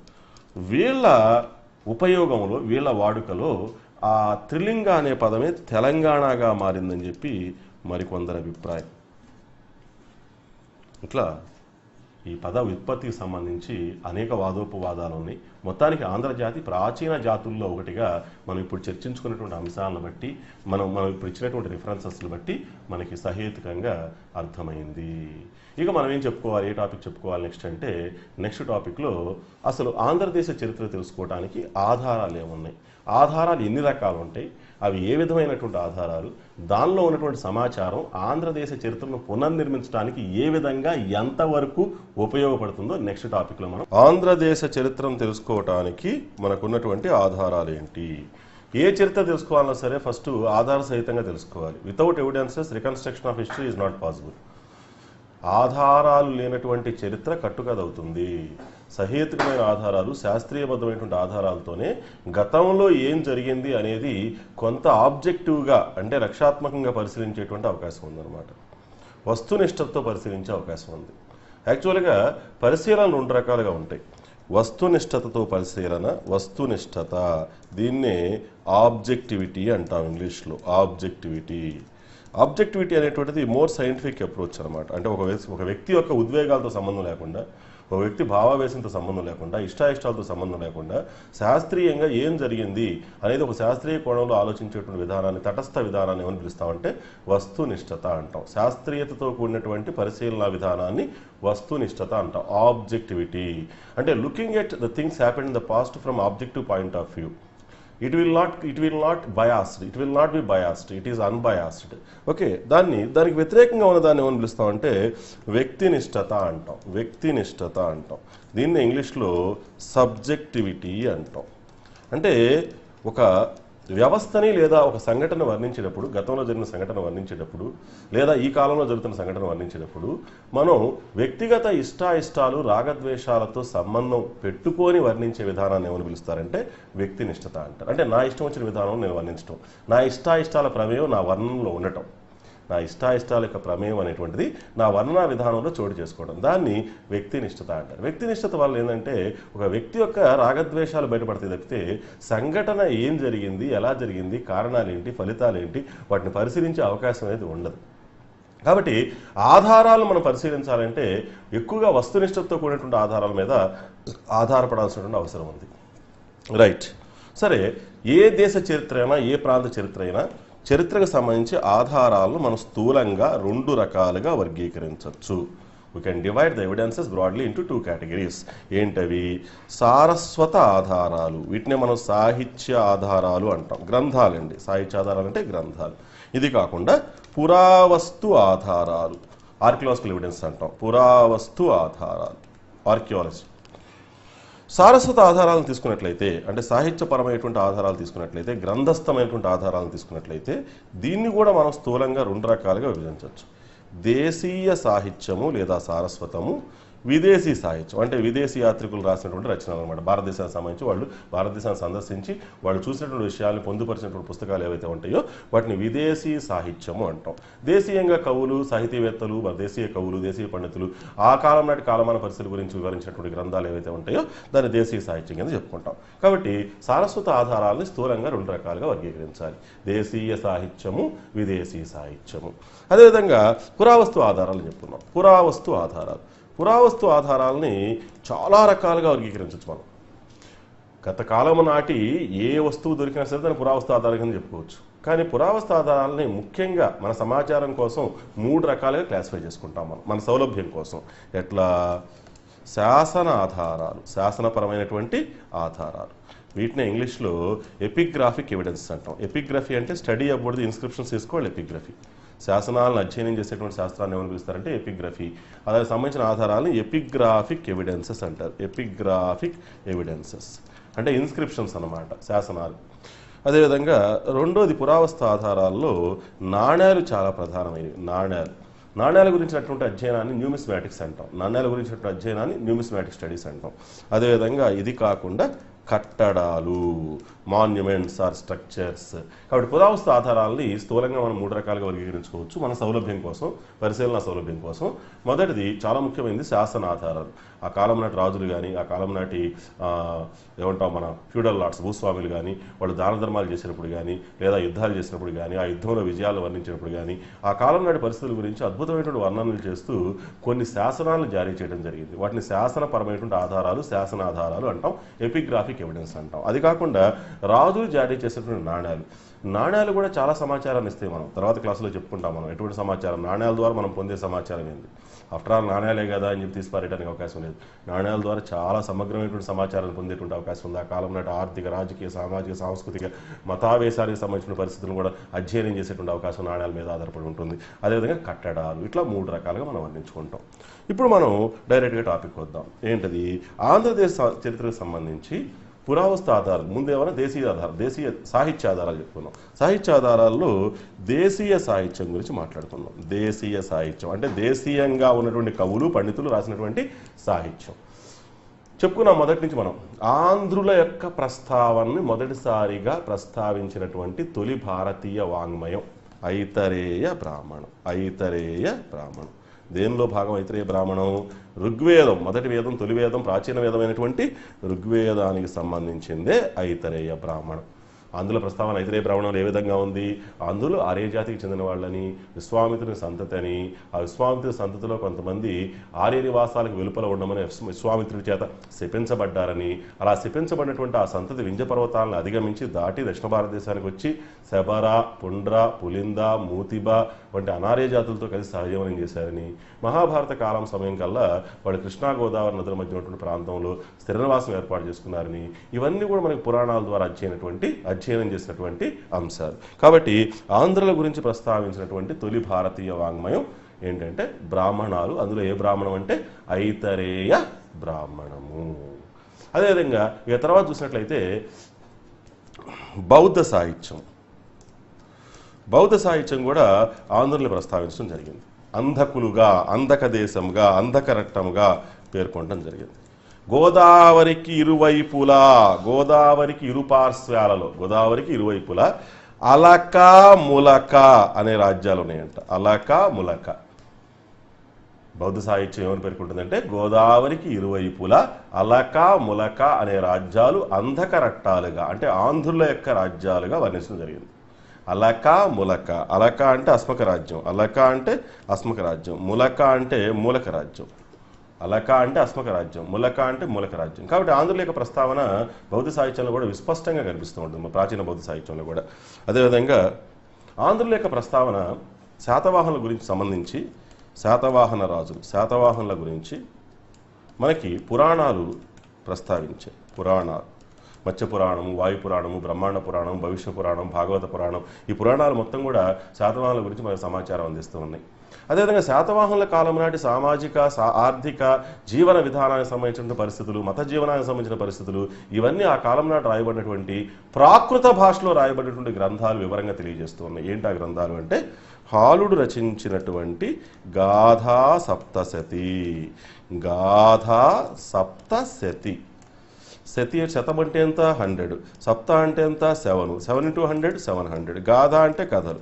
అంటే ఆ కాలం నాటి కవులు, కవయిత్రులు రచించినటువంటి 700 కథల సమాహారాన్ని సంకలనంగా రూపొందించాడు హాలుడు. ఆ కథా సంకలనాన్నే గాథా సప్తశతి అంటాం.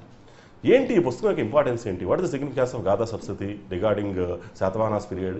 ఏ విషయాన్ని ప్రస్ఫుటంగా తెలియజేస్తుంది గాథా సప్తశతి అంటే శాతవాహనుల కాలం నాటి సామాజిక జీవనానికి దర్పణం లాంటి గ్రంథం అని చెప్పాలి. It mirrored the social life of Satavahanas period.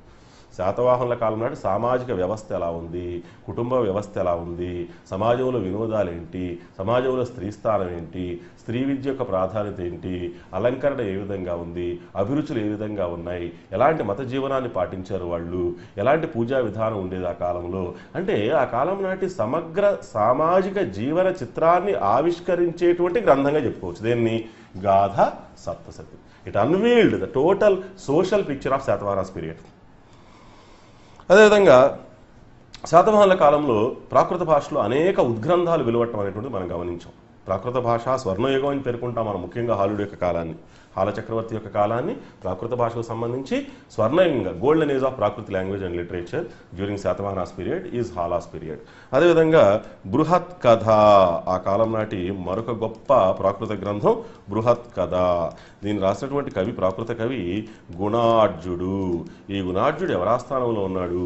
చాలామంది చరిత్రకారుల ప్రకారం గుణాఢ్యుడు కుంతల శాతకర్ణి ఆస్థాన కవి. కుంతల శాతకర్ణి, శాతవాహనంలో ఒక రాజు అయినటువంటి కుంతల స్వాతి లేదా కుంతల శాతకర్ణి ఆస్థానంలో గుణాఢ్యుడు అనేటువంటి ప్రాకృత కవి బృహత్ కథ అనే గొప్ప గ్రంథాన్ని, ఉద్గ్రంథాన్ని పైశాచి ప్రాకృతం, ప్రాకృతంలో పైశాచి ప్రాకృతం ఒక రూపం, పైశాచి ప్రాకృతం అంటారు. ప్రాకృతము అంటే సహజ సిద్ధంగా మాట్లాడేటువంటి భాష, సామాన్యుల భాష, సహజ సిద్ధంగా అలవర్చుకునే అవకాశం ఉన్నటువంటి భాష. అంటే ఎటువంటి కోచింగ్ లేకుండా, ఎటువంటి ట్రైనింగ్ లేకుండా, ఫార్మల్ ట్రైనింగ్ లేకుండా, ఎటువంటి ప్రత్యేక శిక్షణ లేకుండా ప్రాకృతికంగా, స్వాభావికంగా, సహజ సిద్ధంగా మాట్లాడగలిగేటువంటి భాషనే ప్రాకృత భాష అంటాం. ప్రకృతి అంటే నేచర్, న్యాచురల్లీ స్పోకెన్ లాంగ్వేజ్. ప్రాకృత భాషలో అనేక రూపాలు ఉన్నాయి. ప్రాంతానికి మధ్య వైరుధ్యాలు, వ్యత్యాసాలు ఉన్నాయి. ఏంటి ఆ రూపాలు? మాగధి, ప్రాకృతంలో ఉన్నటువంటి రూపాలని మనం వివరిస్తున్నాం. Forms of Prakrit: Magadhi, Ardhamagadhi, Sauraseni, Maharashtri, Paishachi. మహారాష్ట్రి, పైశాచి. ఉదాహరణకి మనం జైన సాహిత్యం తీసుకున్నట్లయితే అది ప్రాకృత భాషలో రాయబడింది ఎక్కువగా అని చెప్పేసి పండితుల అభిప్రాయం. ఏ ప్రాకృత భాషలో రాయబడింది అంటే అర్ధమాగధిలో రాయబడింది. ఎందుకు అర్ధమాగధిని చూజ్ చేసుకోవడం జరిగింది జైన సన్యాసులు? జైన సాహిత్యాన్ని రాసేటప్పుడు జైన పండితులు అర్ధమాగధి రూపాన్ని, ప్రాకృతంలోని అర్ధమాగధి రూపాన్ని ఎందుకు ఎంపిక చేసుకున్నారంటే కొన్ని రూపాల కలయిక అర్ధమాగధి. ప్రాకృతంలో కొన్ని రూపాల కలయిక అర్ధమాగధి. దీని ప్రకారం ఎక్కువ మంది ప్రజలకు రీచ్ అవుతుందన్నమాట. రాయబడినటువంటి సాహిత్యం ఎక్కువ మంది ప్రజలకు చేరుతుంది. అందుకే అర్ధమాగధి ఒక కామన్ మీడియం అనమాట. అంటే ఎక్కువ మంది ప్రజలతో సంబంధం ఉన్నటువంటి, ఎక్కువ ప్రాంతాలతో సంబంధం ఉన్నటువంటి, ఎక్కువ ప్రాంతాల సంస్కృతుల సమ్మేళనం అయినటువంటి అర్ధమాగధిని ఎందుకు తీసుకున్నారంటే ఎక్కువ ప్రాంతాలకి, ఎక్కువ మంది ప్రజలకి రీచ్ అవ్వాలి కాబట్టి వాళ్ళకి అర్థవంతమైనటువంటి భాష అయినటువంటి అర్ధమాగధి ప్రాకృతంలో జైన సాహిత్యం అనేటువంటిది ఎక్కువగా రాయబడింది.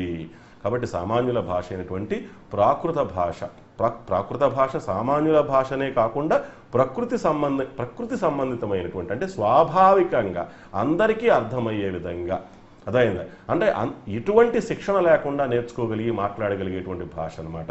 ఈ ప్రాకృతం అనేటువంటిది బాగా అభివృద్ధి గాంచింది శాతవాహనుల కాలం అని చెప్పాలి. రాజభాషగా వర్ధిల్లింది శాతవాహనుల కాలం అని చెప్పాలి. ప్రాకృత భాషలో స్వర్ణయుగం శాతవాహనుల కాలం అని చెప్పాలి. ఇంతకీ కుంతల శాతకర్ణి ఆస్థానంలో గుణాఢ్యుడు అనేటువంటి గొప్ప కవి ఉండేవాడు. ఈ గుణాఢ్యుడు ప్రాకృత భాషలో పైశాచి ప్రాకృతంలో ఆయన బృహత్ కథ అనేటువంటి గొప్ప ఉద్గ్రంథాన్ని రచించను. బృహత్ కథకి చాలా ఇంపార్టెన్స్ ఉంది శాతవాహన చరిత్రలో. శాతవాహన చరిత్రే కాదు, ప్రపంచ కథా చరిత్రలోనే చాలా గొప్ప స్థానం ఉంది బృహత్ కథకి. It has got great prominence in the entire literary history of the world. ఏ విధంగా అంటే ప్రపంచ కథా వాంగ్మయానికే మూల బిందువు లాంటిది బృహత్ కథ. ప్రపంచంలో కథా సాహిత్యానికి కేంద్ర బిందువు లాంటిది, ఆధారభూతమైనటువంటి గ్రంథం బృహత్ కథ అని చెప్పాలి. సంస్కృతంలో అనేక గ్రంథాలకు స్ఫూర్తిదాయకం బృహత్ కథ. సంస్కృతంలో క్షేమేంద్రుడు రచించాడు బృహత్ కథా మంజరి. క్షేమేంద్రుడు రచించిన బృహత్ కథా మంజరి. క్షేమేంద్రుడు సంస్కృతంలో రచించినటువంటి బృహత్ కథా మంజరి. సోమదేవుడు రచించినటువంటి కథా సరిస్సాగరము. అదేవిధంగా విష్ణు శర్మ రచించినటువంటి పంచతంత్ర కథలు, విష్ణు శర్మ రచించినటువంటి పంచతంత్ర, ఇలాంటి వాటి అన్నింటికీ కూడా స్ఫూర్తిదాయకమైనటువంటి గ్రంథం ఏంటంటే బృహత్ కథ. అందుకే ఏం చెప్పానంటే ప్రపంచ కథా సాహిత్యానికే పునాది లాంటి గ్రంథం గుణాఢ్యుడు రచించినటువంటి పైశాచి ప్రాకృతం నందు రచించినటువంటి బృహత్ కథగా పేర్కొనడం జరుగుతుంది. రైట్. కాబట్టి ఆ కాలం నాటి ఆ సమాజం గురించి, ఆ కాలం నాటి అలవాట్ల గురించి, ఆచార వ్యవహారాల గురించి, వేషధారణ గురించి, అలంకరణ గురించి, అభిరుచుల గురించి, వినోదాల గురించి ఇటువంటి గొప్ప గ్రంథాలు మనకి సమాచారం, అమూల్యమైనటువంటి సమాచారం అందిస్తూ ఉన్నాయి. అదేవిధంగా ఆ కాలం నాటి ప్రజా వినోదాల గురించి, శాతవాహనుల కాలం నాటి ప్రజా వినోదాలు ఏ విధంగా ఉండే దాని గురించి వాత్సాయన రచించినటువంటి కామసూత్ర గ్రంథం తెలియజేస్తుంది. వాత్సాయన రచించినటువంటి కామసూత్ర గ్రంథం శాతవాహనుల కాలం నాటి ప్రజా వినోదాల గురించి పేర్కొంటున్న గ్రంథం అన్నమాట. ఏం పేర్కొంటుంది ఏంటనే తర్వాత మన క్లాసులో చెప్పుకుంటాం. ఇలా శాతవాహనుల యుగం నాటి అనేక గ్రంథాలు శాతవాహనుల కాలం నాటి కాలమాన పరిస్థితుల్ని, సమాజ రూపురేఖల్ని, సామాజిక జీవన చిత్రాన్ని ఆవిష్కరిస్తూ నిలబడ్డాయి. అదేవిధంగా తర్వాత చూసినట్లయితే పంపకవి రచించినటువంటి, కన్నడంలో ఆదికవి అంటాం, పంపకవి రచించినటువంటి గదాయుద్ధ విక్రమార్జున విజయం ఈ విక్రమార్జున విజయం అనేటువంటి గ్రంథం రాష్ట్రకూట అదేవిధంగా వేంగి చాళుక్య సంఘర్షణ గురించి తెలియజేస్తుంది. రాష్ట్రకూట వేంగి చాళుక్య సంఘటన గురించి విక్రమార్జున విజయం, పంపకవి రచించినటువంటి విక్రమార్జున విజయం అనేటువంటి గ్రంథం తెలియజేస్తుంది. ఎవరి పంపకవి? పంపకవి వేములవాడ చాళుక్యరాజు అయినటువంటి రెండవ అరికేసరి ఆస్థానంలో ఉన్నాడు. మరి వేములవాడ చాళుక్యుల కాలం నాటి రెండవ అరికేసరి ఆస్థానంలో ఉన్నవాడు రాష్ట్రకూట వేంగి చాళుక్య సంఘర్షణ గురించి ఎలా చెప్పగలుగుతాడు? వేములవాడ చాళుక్యులు ఎవరనేటువంటి తెలిస్తే మీకు అర్థమైపోతుంది. వేములవాడ చాళుక్యులు రాష్ట్రకూటులకి సామంతులే కాక బంధువులు కూడా అవుతారు. ఎవరు వాళ్ళు? వేములవాడ చాళుక్యులు. ఆ వేములవాడ చాళుక్య రాజు అయినటువంటి రెండవ అరికేసరి రాష్ట్రకూటులకు వేంగి చాళుక్యులకు మధ్య జరుగుతున్నటువంటి సంఘర్షణ గురించి అద్భుతంగా విక్రమార్జున విజయంలో తెలియజేయడం జరిగింది. ఇట్లా అనేక చారిత్రక గ్రంథాలు దేశీయంగా రాయబడిన చారిత్రక గ్రంథాలు మన దేశ కాలమాన పరిస్థితుల్లో ఆయా దశల్లో జరిగినటువంటి గొప్ప గాథలను వివరిస్తూ ఉన్నాయి అన్నమాట. అదేవిధంగా చూసినట్లయితే కాకతీయుల కాలానికి సంబంధించి వాళ్ళ రాజకీయ జీవన చిత్రాన్ని మనకి అందించేటువంటి గ్రంథాల గురించి ఒక్కసారి మనం బ్రీఫ్గా తెలుసుకుందాం. కాకతీయ చరిత్రలో వాటి గురించి పరిపూర్ణంగా తెలుసుకుంటాం. ఏంటి ఆ గ్రంథాలు ఏంటి అంటే, బద్దెన రచించినటువంటి నీతిశాస్త్ర ముక్తావళి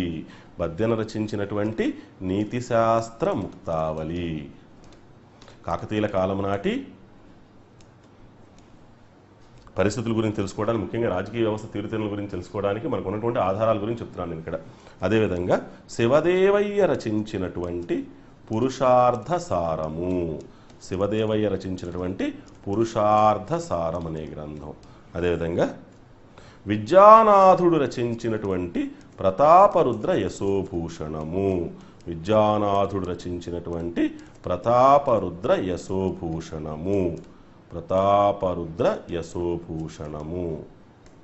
అదైందా? మడికి సింగన రచించినటువంటి సకల నీతి సమ్మతము. ఇటువంటి గ్రంథాల ద్వారా మనకి కాకతీయుల కాలం నాటి రాజకీయ చరిత్ర, రాజకీయ వ్యవస్థ యొక్క తీరుతెన్నుల గురించి మనకి అధ్యయనం చేయడానికి అవకాశం కలుగుతుంది. రైట్. అదేవిధంగా విజయనగర చరిత్రకు సంబంధించి చాలా గ్రంథాలు ఉన్నాయి. విజయనగర చరిత్రకు సంబంధించి సాలువాభ్యుదయము, రాజనాథ డిండిముని రచించినటువంటి సాలువాభ్యుదయం. సాలువంశం ఎలా జన్మించింది, సాలువంశ ఆవిర్భావం ఏంటి, సాలువంశంలో తొలి పురుషులు ఎవరు, వాళ్ళు సాధించిన విజయాలు ఏంటి, సేనానులుగా వాళ్ళు చూపించిన పరాక్రమాలు ఏంటి, ఇవన్నీ కూడా రైజ్ ఆఫ్ సాల్వా డైనాసిటీ అనుకోవచ్చు. సాలువాభ్యుదయాన్ని రాజనాథ్ డిండిముని అద్భుతంగా వర్ణించాడు. ఈయన సాలువ నరసింహుని యొక్క ఆస్థాన కవి రాజనాథ డిండిముని, సంస్కృత కవి. అదేవిధంగా ఆముక్తమాల్యద కూడా ఆ కాలం నాటి అనేక విషయాల గురించి ఎవరు రాశారు? ఆముక్తమాల్యద శ్రీకృష్ణదేవరాయలు రాసినటువంటి గ్రంథం, తెలుగులో రాశాడు ఆముక్తమాల్యద. దీనికి విష్ణు చిత్తీయం అనేటువంటి పేరు కూడా ఉంది, ఆముక్తమాల్యద. ఈ గ్రంథంలో కూడా ఆ కాలం నాటి సాంఘిక, ఆర్థిక, నీతి సంబంధించినటువంటి విషయాలు ఇవన్నీ కూడా మనకి అర్థమయ్యేటువంటి మతపరమైనటువంటి విషయాలు కూడా అర్థమవుతుంది. ముఖ్యంగా ఆముక్తమాల్యదలో లక్ష్మీనారాయణుడు అంటే శ్రీ మహావిష్ణువు వైకుంఠంలో పాలసముద్రం మీద ఉండి లక్ష్మీదేవితో మాట్లాడుతూ ఉంటాడు. ఏమని మాట్లాడతారంటే, వెర్రి శైవంబు ముదిరి తద్వినుతి వినడు ఈ మానవుడు అంటాడు. శ్రీ మహావిష్ణువు వైకుంఠంలో లక్ష్మీదేవితో మాట్లాడుతూ, వెర్రి శైవంబు ముదిరినటువంటి ఈ మానవుడు నా మాట వింటలేదు, నా సందేశాన్ని వింటలేదు. ఏంటి ఆ సందేశం? మహావిష్ణువు సందేశం, నేను శివుడు వేరు కాదు, ఇద్దరం ఒకటే. అంటే మానవులలో శైవం అనేటువంటిది వెరితలలు వేసింది. శైవం మీద విపరీతమైనటువంటి అభిమానం పెరిగిపోయి మతం పేరు మీద తన్నుకుంటున్నారు ఈ మనుషులు. అసలు శివుడు విష్ణువు రెండు హరిహరులు ఇద్దరు కూడా ఒకటే అనేటువంటి నా ఆశయాన్ని, నా అభిమతాన్ని అర్థం చేసుకోలేకపోతున్నారు, నా సందేశాన్ని వినిపించుకోలేకపోతున్నారని చెప్పేసి ఆయన బాధపడినటువంటి సందర్భాన్ని మనం ఒక చిత్రీకరణగా, ఒక సన్నివేశంగా మనం ఆముక్తమాల్యద ప్రదర్శిస్తూ ఉంటుంది. దీన్ని బట్టి ఆ కాలం నాటి శైవమతాభివేశం ఎలా ఉంది అనేటువంటిది మనకి ఆముక్తమాల్యద కళ్ళకు కట్టినట్లుగా చెప్తూ ఉంటుంది అన్నమాట. కాబట్టి మత పరిస్థితులు, ఆర్థిక పరిస్థితులు, సామాజిక జీవన విధానం ఇవన్నీ కూడా ఆ కాలం నాటి గ్రంథాల్లో ప్రస్ఫుటంగా కనిపిస్తూ ఉంటాయి. అదేవిధంగా రాయవాచకము, ఇవన్నీ కూడా ఆ కాలం నాటి పరిస్థితుల్ని దర్పణంగా ఉన్నటువంటి గ్రంథాలని చెప్పాలి విజయనగర పరిస్థితుల గురించి.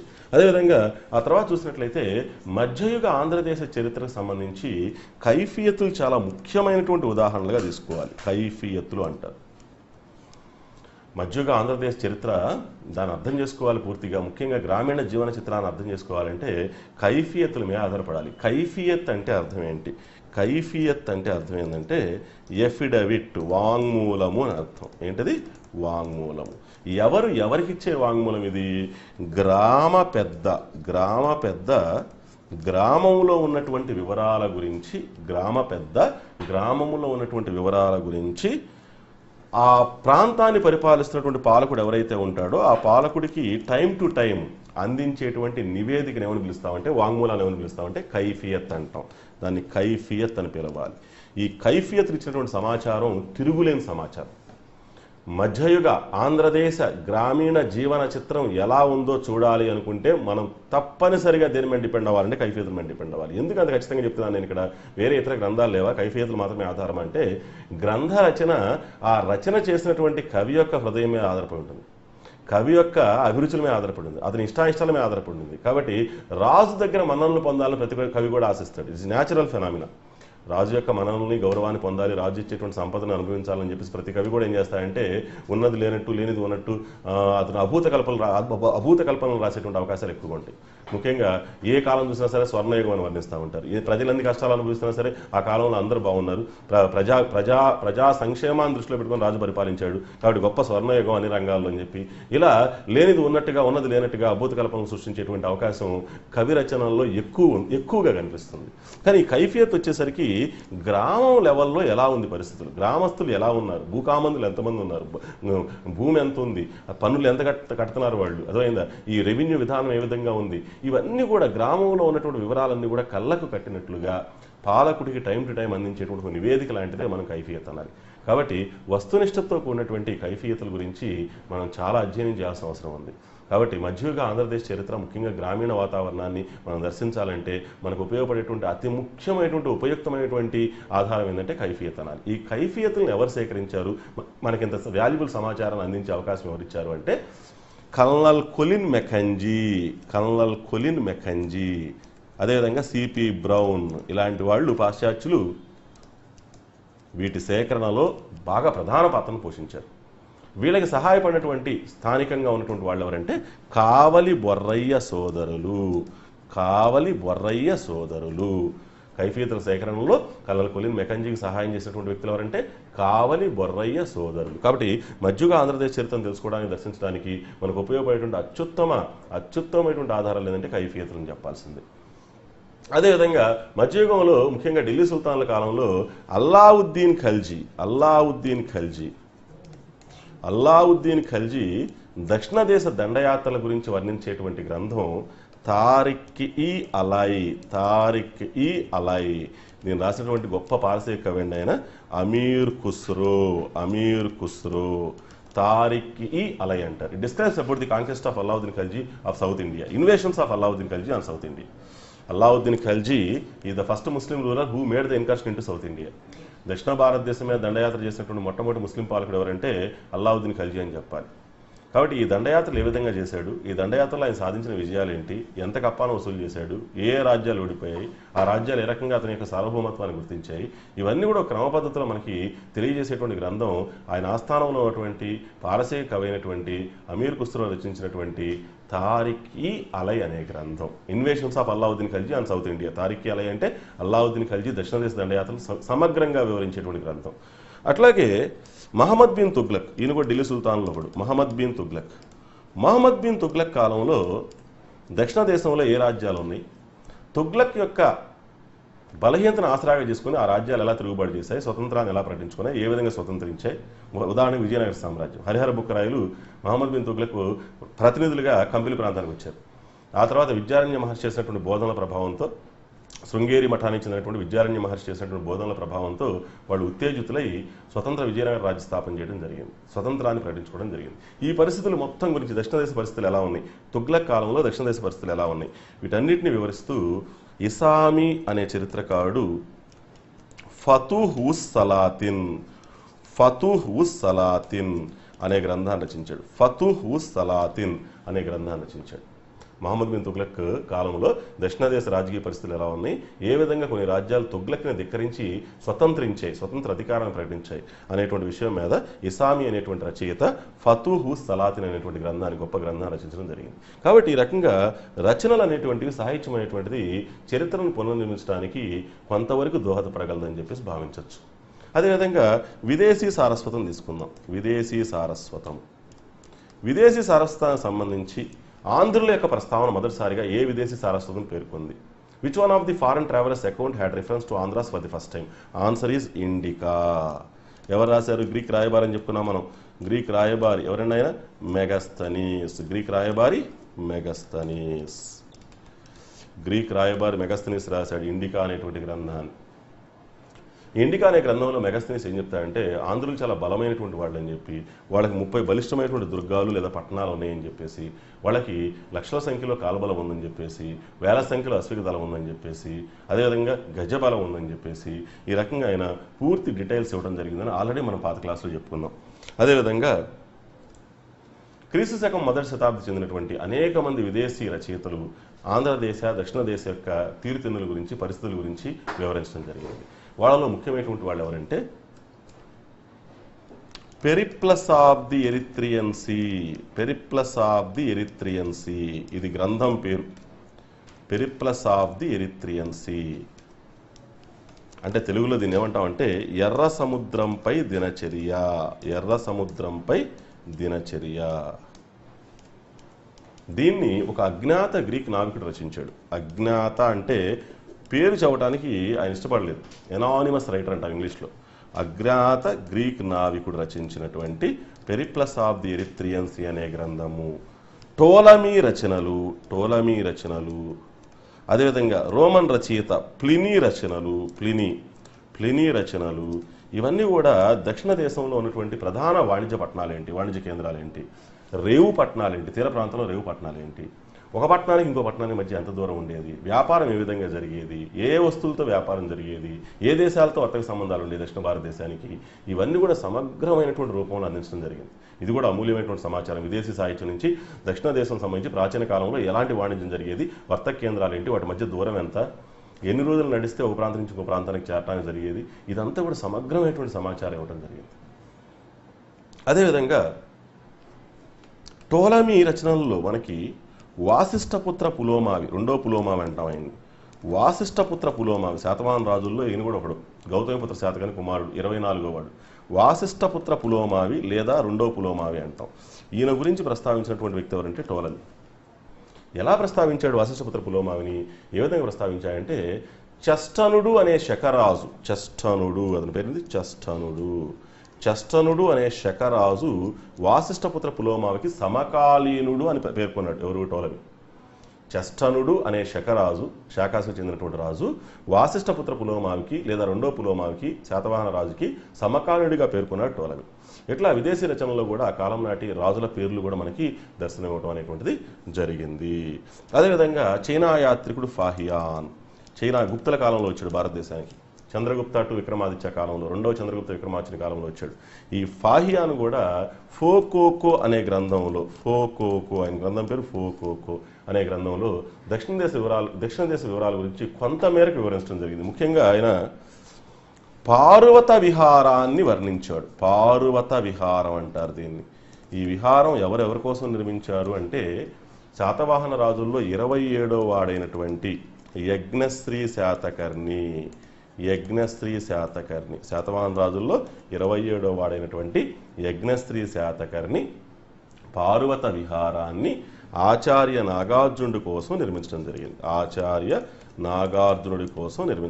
పార్వత విహారాన్ని. ఈ పార్వత విహారం యొక్క తీరుతెన్నుల గురించి, రూపురేఖల గురించి, ఏ విధంగా ఉంటుంది, ఎన్ని గదులు ఉన్నాయి దానిలో, ఇవన్నీ కూడా తను డైరెక్ట్గా చూడలేదు. కానీ అది ఎక్కడి నుంచో సేకరించిన సమాచారంతో వివరించడం జరిగింది. మొత్తానికి పార్వత విహార వర్ణన గురించి, రూపురేఖల గురించి వివరించినటువంటి చైనా యాత్రికుడు ఎవరు? ఆన్సర్ ఏంటండి? ఫాహియాన్. పార్వత విహారాన్ని ఎవరెవరి కోసం నిర్మించాడు? 27వ రాజు, శాతవాహనంలో 27వ రాజు అయినటువంటి కడపటి చక్రవర్తుల్లో శాతవాహనంలో ప్రముఖుడైనటువంటి, విశాలమైన సామ్రాజ్యాన్ని పరిపాలించిన చివరి శాతవాహన రాజు అయినటువంటి, విశాలమైన సామ్రాజ్యాన్ని చివరి శాతవాహన రాజు లాస్ట్ రూలర్ అని కాదు, సువిశాలమైనటువంటి శాతవాహన సామ్రాజ్యాన్ని పరిపాలించిన చివరి వాడు ఎవరంటే యజ్ఞశ్రీ శాతకర్ణి. 27వాడు. మొత్తం ఎంతమంది ఉన్నారు? 30 మంది ఉన్నారు.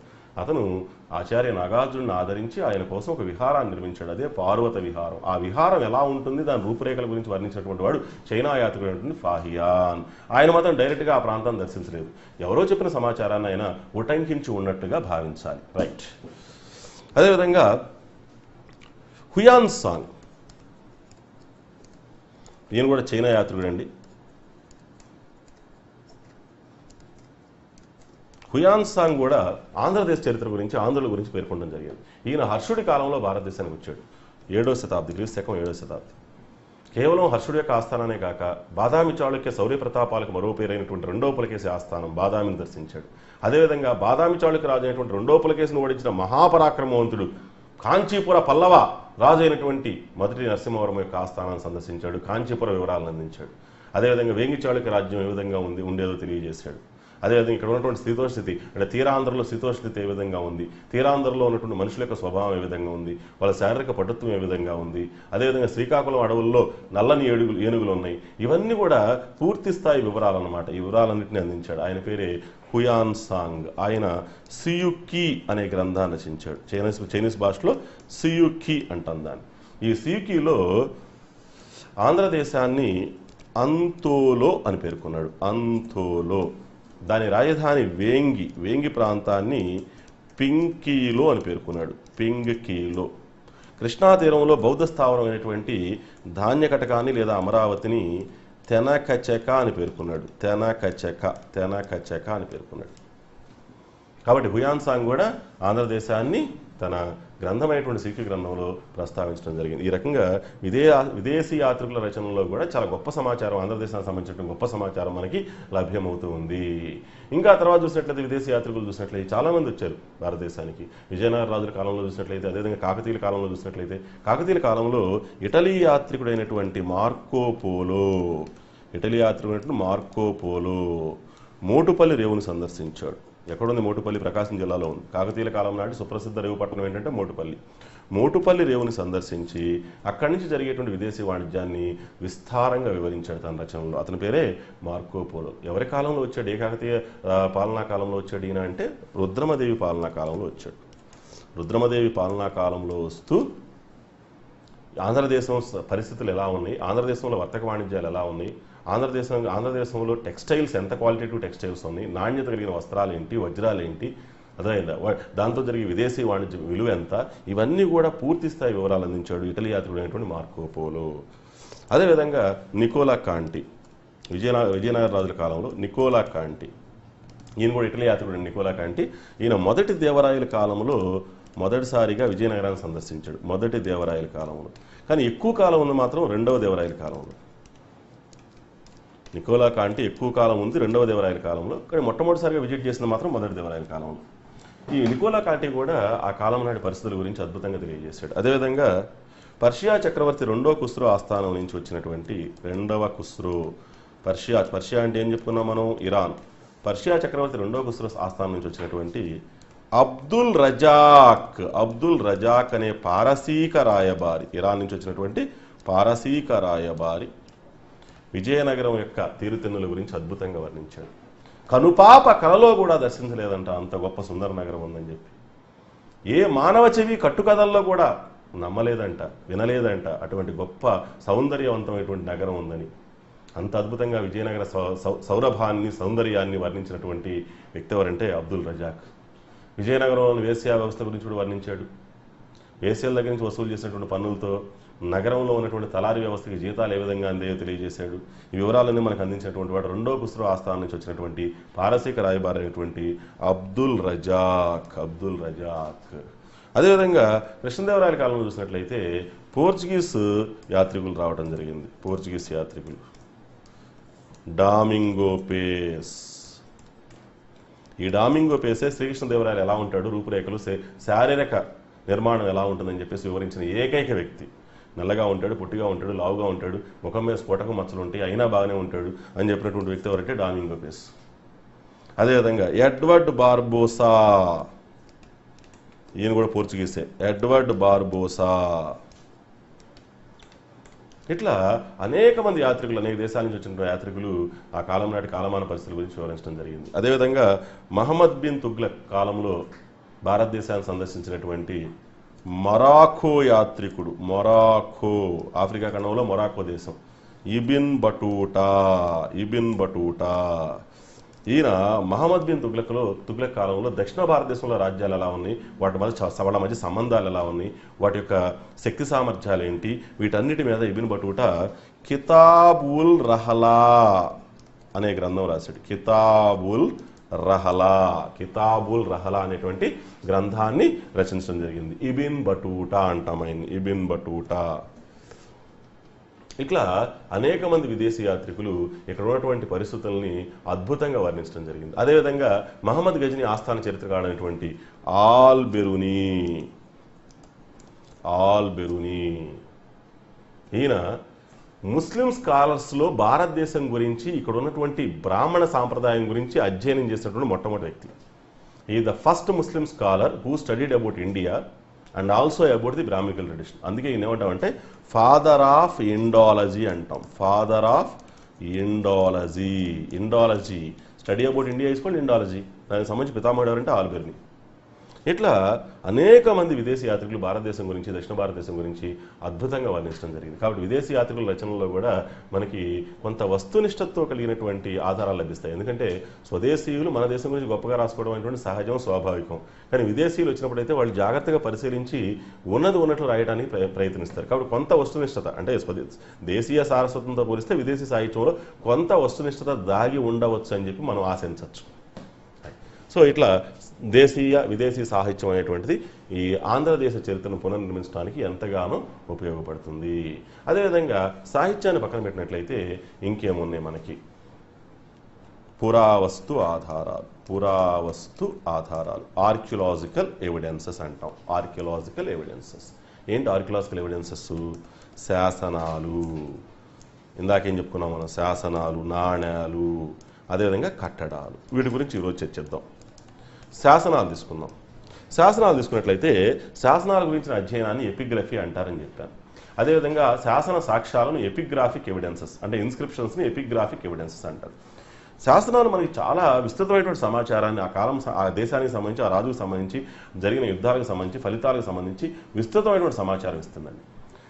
భారతదేశానికి సంబంధించి మొట్టమొదటి శాసనాలు అశోకుడికి సంబంధించినవి. Earliest inscriptions in India related to Ashoka. భారతదేశానికి సంబంధించి మొట్టమొదటి శాసనాలు ఏ రాజుకు సంబంధించిన ఏంటంటే మౌర్య చక్రవర్తులు అతి గొప్పవాడైనటువంటి అశోక చక్రవర్తికి సంబంధించినటువంటి శాసనాలు. భారతదేశం ఇంక్లూడింగ్ ఆంధ్రదేశం, అది కూడా భారతదేశం అంటే ఆంధ్రదేశం ఆ భారతదేశంలో భాగమేగా. ఆంధ్రదేశానికి సంబంధించి కూడా తొలి శాసనాలు అశోకుడి యొక్క శాసనాలని చెప్పుకోవాలి. అశోకుడి శాసనాలు క్రీస్తు పూర్వం 250కి చెందినవిగా పురావస్తు శాస్త్రవేత్తలు గుర్తిస్తూ ఉన్నారు. ఆంధ్రదేశంలో చూసినట్లయితే అశోకుడి శాసనాలు ఎర్రగుడి, రాజుల మందగిరి, అమరావతి, కొట్టాం ఇటువంటి ప్రదేశాల్లో మనకి దర్శనమిచ్చాయి. ఇవి ధర్మశాసనాలు. ఉదాహరణకి మనం ఎర్రగుడి గౌణశాస్త్రం తీసుకున్నట్లయితే అందులో అశోకుడు ఉపాధ్యాయులకు ఒక హితబోధ చేశాడు. ఏంటి ఆ హితబోధ అంటే అడ్వైజ్ ఇచ్చాడు అనమాట. ఉపాధ్యాయులు విద్యార్థులకు పాఠాలు బోధించేటప్పుడు పాఠాలతో పాటుగా, పాఠ్యాంశాలతో పాటుగా, సిలబస్తో పాటుగా ధర్మాసక్తిని కూడా వాళ్ళ మనసుల్లో కలిగించాలి. They have to imbibe the spirit of dharma in the minds of students along with the lessons అని చెప్పాడు ఎవరైనా ఆయన అశోకుడు ఎర్రగుడి గౌణశాస్త్రంలో. కాబట్టి దీన్ని బట్టి ఏమర్థమైంది? అశోకుడి యొక్క శాసనాలు మనకి ఆంధ్రదేశంలో అనేక ప్రాంతాలు లభ్యమవటం వల్ల ఆంధ్రదేశం మౌర్య సామ్రాజ్యంలో అంతర్భాగము అనే విషయాన్ని మనం పరిశీలించాల్సి ఉంటుంది. అదేవిధంగా ఇక్ష్వాకుల కాలం నాటి శాతవాహనం చూద్దాం, తర్వాత ఇక్ష్వాకులకు వెళ్దాం. శాతవాహనుల కాలం నాటి సమాచారం గురించి మనకి శాసనపరంగా ఎలా లభిస్తుంది?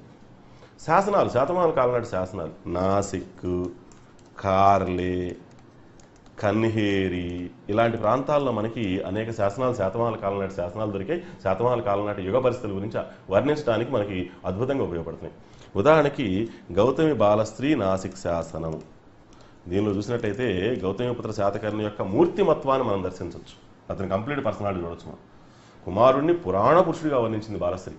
గౌతమి బాలశ్రీ కుమారుడు శాతవాహనులు అందరిలోనూ అగ్రగణ్యుడు. ఆయన 23వ రాజు అయినటువంటి గౌతమిపుత్ర శాతకర్ణి కుమారుడిని ఎంత అద్భుతంగా వర్ణించిందంటే బాలశ్రీ నాసిక శాసనంలో ఈ ప్రపంచ చరిత్రలో ఏ తల్లి ఏ కుమారుడిని కూడా అంత గొప్పగా వర్ణించే అవకాశం ఉందని నేను అనుకోవటం లేదు.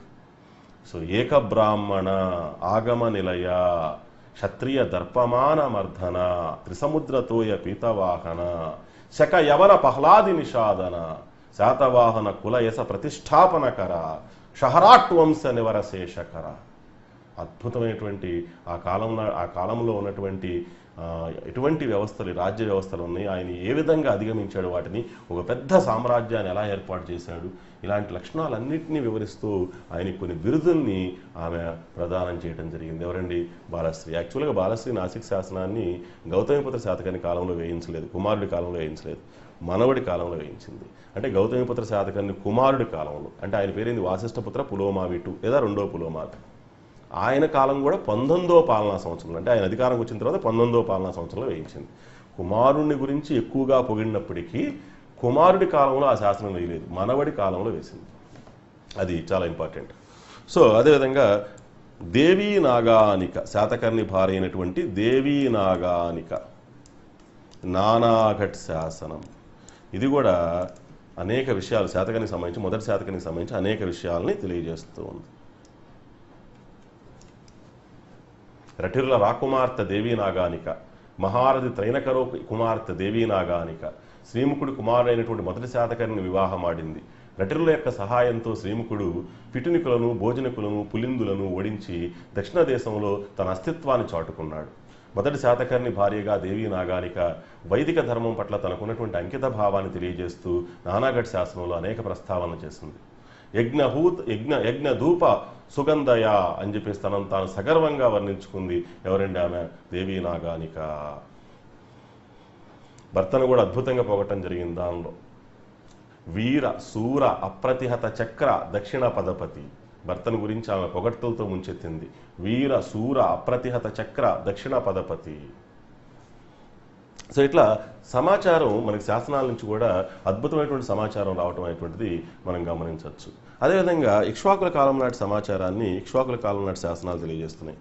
శాతవాహనుల తర్వాత వచ్చినటువంటి వాళ్ళు ఇక్ష్వాకులు. శాతవాహనుల కింద వాళ్ళు సామంతులుగా ఉంటూ శాతవాహనుల పతనం తర్వాత స్వతంత్ర అధికారాన్ని ఏర్పాటు చేసుకుని విజయపురి లేదా నాగార్జునకొండ లేదా శ్రీపర్వతాన్ని కేంద్రంగా చేసుకుని అధికారంలోకి వచ్చి అటు ఆంధ్ర ఇటు తెలంగాణ ప్రాంతాలు, తెలంగాణలో కూడా 3 జిల్లాలు, తెలంగాణలో కూడా 3 జిల్లాలు విస్తరించారు. ఆంధ్రలో కొన్ని జిల్లాలు, తెలంగాణలో 3 జిల్లాలు. తర్వాత మనం వివరంగా తెలుసుకుంటాం మనం ఇక్ష్వాకుల గురించి. ఈ ఇక్ష్వాకుల యొక్క శాసనాలు మనకి రామిరెడ్డిపల్లి, నాగార్జునకొండ, అమరావతి,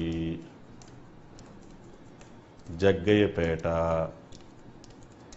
ఈ ప్రదేశాల్లో మనకి దర్శనమిస్తాయి. దాని నుంచి కూడా మనం సమాచారాన్ని తెలుసుకునేటువంటి అవకాశం ఉంటుంది. అదైందా? అదేవిధంగా బృహత్పలాయనులకు సంబంధించి బృహత్పలాయనులు అనేటువంటి రాజవంశం, బృహత్పలాయనులు, వీళ్ళ గురించి కొండముది తామ్ర శాసనం తెలియజేస్తుంది. కొండముది తామ్ర శాసనం అంటే అర్థం ఏంటి? రాగిరేకుల మీద వేస్తే అది తామ్ర శాసనం అవుతుంది. రాగిరేకుల మీద వేసినట్లయితే తామ్ర శాసనం. ఓవరాల్గా ఎలా చెప్పుకోవచ్చు అంటే, మనం ఆయా రాజవంశాల్లో అన్నీ చెప్పుకుంటాం, కానీ ఓవరాల్గా ఎలా చెప్పుకోవచ్చు అంటే క్రీస్తు పూర్వం 3వ శతాబ్ది నుంచి క్రీస్తు శకం 4వ శతాబ్ది మధ్యలో ఆల్మోస్ట్ ఆల్ ఇన్స్క్రిప్షన్స్, చాలా వరకు ఎక్కువగా శాసనాలు ప్రాకృత భాషలో రచించబడ్డాయి. ప్రాకృత భాష కాబట్టి తొలి శాసన భాష అంటే ఏం చెప్పుకోవాలి? ప్రాకృత భాష. అయిందా? క్రీస్తు పూర్వం 3వ శతాబ్ది నుంచి క్రీస్తు శకం 4వ శతాబ్ది దాకా, అంటే అశోకుడి కాలం, రఫ్గా అశోకుడి కాలం నుంచి ఇక్ష్వాకుల కాలం దాకా శాసనాలు చాలా వరకు ఏ భాషలో రాయబడ్డాయి? ప్రాకృత భాషలో. మరి సంస్కృతం ఏంటి?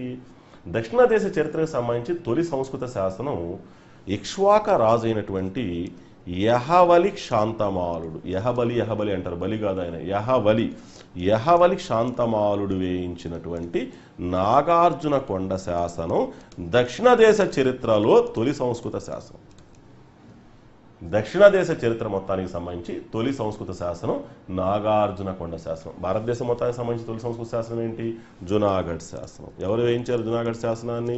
శకరాజు అయినటువంటి కార్ధవక వంశానికి చెందినటువంటి రుద్రదాముడు వేయించాడు. దక్షిణ భారతదేశానికి సంబంధించి తొలి సంస్కృత శాసనం ఏంటి? ఇక్ష్వాక రాజుల్లో ఒకడైనటువంటి యహవలి శాంతమాలుడు వేయించినటువంటి నాగార్జున కొండ శాసనం దక్షిణ దేశ చరిత్రలోనే తొలి సంస్కృత శాసనంగా భాసిల్లుతున్నది. ఇక్కడ పల్లవులు చూసినట్లయితే తొలి పల్లవులు ప్రాకృతంలోనే శాసనాలు వేయించారు ఫస్ట్లో. అంటే 4వ శతాబ్ది చివరి దాకా పల్లవులు ప్రాకృతంలోనే శాసనాలు వేయడం జరిగింది. 5-6 శతాబ్దాలలో పల్లవులు సంస్కృత భాషలో శాసనాలు వేయించడం జరిగింది. 5-6 శతాబ్దాలకు వచ్చేసరికి పల్లవులు సంస్కృత భాషలో శాసనాలు వేయించడం జరిగింది. అదేవిధంగా తొలి తెలుగు శాసనం రేనాటి చోళుల కాలానికి చెందింది. రేనాటి చోళ ధనుంజయుడి యొక్క శాసనం, రేనాటి చోళ ధనుంజయుడి యొక్క కలమల్ల శాసనం తొలి తెలుగు శాసనం. ఇది గద్య శాసనం. ఆ తర్వాత ఆయన కుమారుడైనటువంటి పుణ్యకుమారుడు, ఆయన పేరు పుణ్యకుమారుడు వేయించినటువంటి ఎర్రగుడిపాడు శాసనం. ఇవి ఎర్లియెస్ట్ తెలుగు ఇన్స్క్రిప్షన్స్ అన్నమాట. తొలి తెలుగు తామ్ర శాసనం సంబంధించి బల్లియచోడుడు వేయించినటువంటి మద్రాస్ మ్యూజియం శాసనం. ఇది తొలి తెలుగు తామ్ర శాసనం అవుతుంది. కాపర్ మీద రాసిన శాసనం తామ్ర శాసనం. ఇట్లా శాసనాల ద్వారా మనకి అనేక విషయాలు మనకి అర్థమవుతూ ఉంటాయి. ఇక నాణ్యాలను పరిశీలిద్దాం, నాణ్యాల గురించి అధ్యయనం చేద్దాం. నాణ్యాల అధ్యయనాన్ని న్యూమిస్మాటిక్స్ అంటారని చెప్పాను మీకు. నాణ్యాల ద్వారా ఏం అర్థమవుతుంది? That is the basic question. నాణ్యాల ద్వారా మనకి ఏం అర్థమవుతుంది? నాణ్యాల ద్వారా రాజు యొక్క మతావేశాన్ని అర్థం చేసుకునే అవకాశం ఉంది. Religiosity of the ruler. ఉదాహరణకి ఒక రాజు శివుడు యొక్క ప్రతిమ ఉన్నటువంటి నాణ్యాలను ముద్రించాడు అనుకుందాం కాసేపు. అంటే అతను ఏ మతస్థుడు అర్థమవుతుంది? శైవ మతస్థుడు. ఆయన చెప్పకుండానే మనం అర్థం చేసుకోవచ్చు శైవ మతస్థుడు. ఉదాహరణకి కుషాన్ రాజుల్లో తొలి రాజుల్లో విమా కాట్ఫైస్ 2 అంటారు. ఆయన త్రిశూలధారైనటువంటి శివుడు పశువులతో పరివేషితమైనటువంటి ఒక ప్రతిమని ఆయన నాణ్యాల రూపంలో ముద్రించాడు. దీన్ని బట్టి ఏమర్థమైంది? పాశుపత శైవాన్ని అనుసరించాడు ఆయన అర్థమవుతుంది. అదైందా? పాశుపత శైవం. శైవంలో కూడా పాశుపత శైవం. అంటే ఒక రాజు యొక్క మతావేశం అనేటువంటిది మనకి తెలిసే అవకాశం ఉంది నాణ్యాల ద్వారా. అదేవిధంగా నాణ్యాలు లభ్యమైనటువంటి ప్రదేశాలను బట్టి, ఒక ప్రదేశంలో ఓ రాజు యొక్క నాణ్యాలు లభించాయంటే, ఉదాహరణకి మొదటి పులోమావి నాణ్యాలు కుమ్రాహర్ అనే ప్రాంతంలో లభించాయి. కుమ్రాహర్ ఉత్తర భారతదేశం. కుమ్రాహర్ అంటే పాత పాటలీపుత్రం. శాతవాహన రాజుల్లో ఒకటైనటువంటి మొదటి పులోమావి నాణ్యాలు కుమ్రాహర్ పాత పాటలీపుత్రం దగ్గర లభించాయి. బీతా అనే చోట లభించాయి. బీతా అంటే మోడర్న్ అలహాబాద్ దగ్గర లభించాయి. దీన్ని బట్టి ఏమర్థమైంది? ఈ పాత పాటలీపుత్రం, అలహాబాద్ ఈ ప్రాంతాలు మొత్తం ఆయన ఆధీనంలో ఉన్నాయి, ఆయన ఆక్రమణలో ఉన్నాయని చెప్పి తెలుస్తుంది. అంటే ఒక రాజు యొక్క రాజ్య విస్తరణ, ఎక్స్టెంట్ ఆఫ్ ది కింగ్డమ్ అంటాం. ఈ రాజ్య విస్తరణ కూడా మనకి దేని ద్వారా తెలిసింది? నాణ్యాల ద్వారా తెలిసింది. మతావేశము ఎంత దూరం రాజ్యాన్ని విస్తరింపజేశాడు. అదేవిధంగా ఆర్థిక స్థితిగతులేంటి, ఆ రాజవంశానికి సంబంధించి ఆర్థిక స్థితిగతులు కూడా మనకు తెలుస్తూ ఉంటుంది. అదేవిధంగా ఏ దేశాలతో వర్తక సంబంధాలు పెట్టుకున్నారు, ఎగుమతులు ఎక్కువ దిగుమతులు ఎక్కువ, బ్యాలెన్స్ ఆఫ్ ట్రేడ్ ఎవరికి అనుకూలంగా ఉంది. ఉదాహరణ చూసినట్లయితే శాతవాహనుల కాలంలో మనకి శాతవాహనుల ఇక్ష్వాకుల కాలానికి సంబంధించి రోమన్ బంగారు నాణ్యాలు, దినార ముష్కాలు అంటారు వాటిని, రోమన్ బంగారు నాణ్యాలు విస్తారంగా లభించాయి మనకి. ఎక్కడ? కడప జిల్లా అత్తిరాల, శ్రీకాకుళం జిల్లా శాలిహొండం, వంశధార నదీ తీరాన వెలసిన బౌద్ధ క్షేత్రం శాలిహొండం. అదేవిధంగా విజయవాడ కృష్ణా జిల్లా, అదేవిధంగా నెల్లూరు జిల్లా నెల్లూరు టౌను, అదేవిధంగా వినుకొండ గుంటూరు జిల్లా వినుకొండ. ఇలా అనేక ప్రదేశాల్లో గుట్టలుగా రోమన్ బంగారు నాణ్యాలు లభించాయి. దీన్ని బట్టి ఏమర్థమైంది? వాళ్ళ నాణ్యాలు రోమన్ల నాణ్యాలు మన దగ్గర లభించాయి. అంటే మన వస్తువులు వాళ్ళు కొనుక్కున్నట్టు. అంటే మన ఎగుమతులు ఎక్కువ ఆ ప్రాంతానికి, కాబట్టి బ్యాలెన్స్ ఆఫ్ ట్రేడ్ మనకు అనుకూలంగా ఉంది. ఎగుమతులు ఎక్కువ, దిగుమతులు తక్కువ, ఏ దేశంతో వ్యాపారం జరిగింది, రోమ్తో జరిగింది. ఇదంతా మనకి ఎలా తెలిసింది?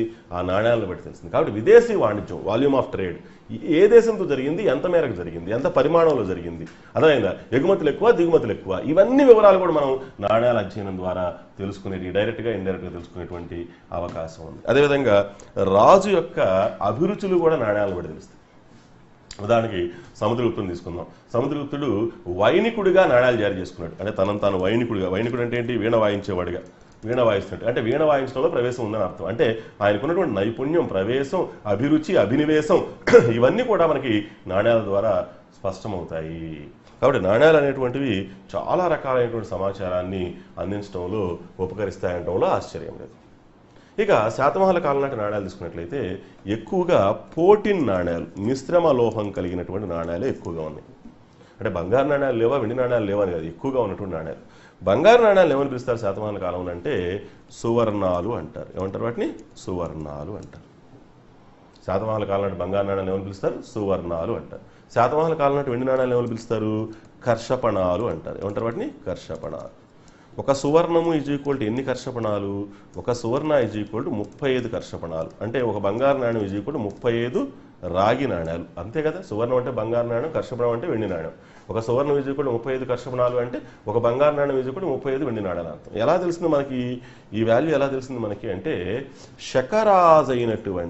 శకరాజైనటువంటి వృషభదత్తుడు వేయించినటువంటి నాసిక్ శాసనం తెలియజేస్తుంది. నాసిక్ శాసనం. ఎవరి వృషభదత్తుడు? శకులలో గొప్పవాడు, శకశాత్రపులలో గొప్పవాడు, షహరాట్ వంశంలో గొప్పవాడైనటువంటి నహపానుడి యొక్క అల్లుడు, దక్షమిత్ర యొక్క భర్త. ఆయన కూడా నాసిక్ శాసనాన్ని వేయించాడు. ఇప్పుడు బాలశ్రీ ఒక్కటే కాదు నాసిక్ శాసనం, నాసిక్లో ఎవరు శాసనం వేయించినా అది నాసిక్ శాసనం అవుతుంది. అందుకే మనం ఏమనాలంటే బాలశ్రీ నాసిక్ శాసనము, వృషభదత్తుడు నాసిక్ శాసనం, అట్లా డివిజన్ చేసుకోవాలి. సో వృషభదత్తుడి యొక్క నాసిక్ శాసనాన్ని పరిశీలిస్తే మనకి ఏమర్థమైందంటే ఒక సువర్ణము ఈజ్ ఈక్వల్ టు 35 కర్షపణాలు అనేటువంటి విషయం మనకి గోచరిస్తుంది. అదేవిధంగా